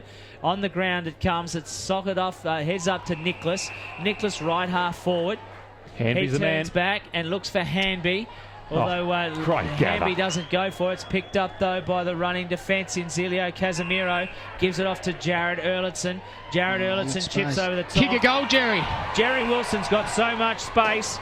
Wilson takes 2 bounces, sets it up at goal with a running and curls. And puts it through. What a fantastic running. There it is. And the siren sounds. There it is, the siren sounds. Wanderers advance to next week. Waratahs depart the final series. As we go full-time here in the Elimination Final, the Eagles, 13-7, have beaten Waratahs 10-5. A 20-point margin here in favour of the Eagles. Well, it was a hard-fought contest. There's no doubt about that. Waratahs, you would not say that they gave up on this one lightly. They have done very well indeed. And the players coming together, congratulating each other. Commiserations to Tars. They do exit the finals, as Ashley Manakaris has just said. Wanderers, they live to fight another day. And of course, their competition, their opponent next week is an exceptionally wounded Southern Districts. So it will be interesting to see both sets of coaches with work to do. And we'll go straight down to Natasha Medbury, who is on the ground now with Lincoln Withers. Congratulations, Lincoln's on 150 games in 15 years. Is that your last game, or are you going to be back? I don't know. We'll see what happens next year. So, how's the body feeling? Yeah, all right. So it's been good. It's a shame that we started so well and just didn't finish off the way we started. Just losing Todd Grimer in the third quarter didn't help either, but you've really rallied around and were within 2 goals at three-quarter time, and you lifted the team in the last quarter. I mean, you must have had about 15 touches in the last quarter. Oh, it wouldn't have been that many. It was a shame to lose him down forward, but the other boys sort of stepped up and it was a close game all night. Congratulations and thank you. Good on you, Tash. Well done. And Lincoln Withers at 39 years of age, I can tell you now he's playing better football than what I was when I was 18. He's a great player, Lincoln Withers, and has been for many, many years for the Waratah Football Club. Disappointing to see them go out tonight, but well done to Wanderers. They live to fight another day, and their coaching panel will be planning almost immediately for how they're going to recuperate and then take on the Southern Districts Crocodiles next week. The score has been waved away and confirmed by the umpires. Wanderers 13-7, 85. Beating Waratah 10-5-65, so a 20-point victory for the victors. Wanderers, their goal kickers, Jerry Wilson, right on the siren, kicked his 4th goal. 1 in the first quarter, 2 in the third, and 1 in the last. Aaron Motlop with 2, and they were very important goals, both of them coming in the last quarter. 2 goals as well to Ali Bond, and you could say that they were equally as important because they lifted them in the second quarter. Singles then to Thomas Motlop, Alex Erlinson. Tonight, the Waratah Football Club, Todd Grimer, 3 goals, all of them in the first quarter. I'll stop there for a moment and go straight down to the ground. Natasha Medbury with, I think, down there, the Wanderers captain in Aaron Motlop. Yeah, I've got Aaron Motlop here, kicked the captain's goal when they really needed it, and he's just getting a bit of a spray from his teammates if they go past. But Aaron, you must have been happy with that win? Yeah, you know, win an elimination final like that, you know, they're always tough, and Waratahs always give us a good run. You just said you were lucky to get away with that. It was a very, very close game. Yeah, definitely. You know, the conditions were pretty good, but I guess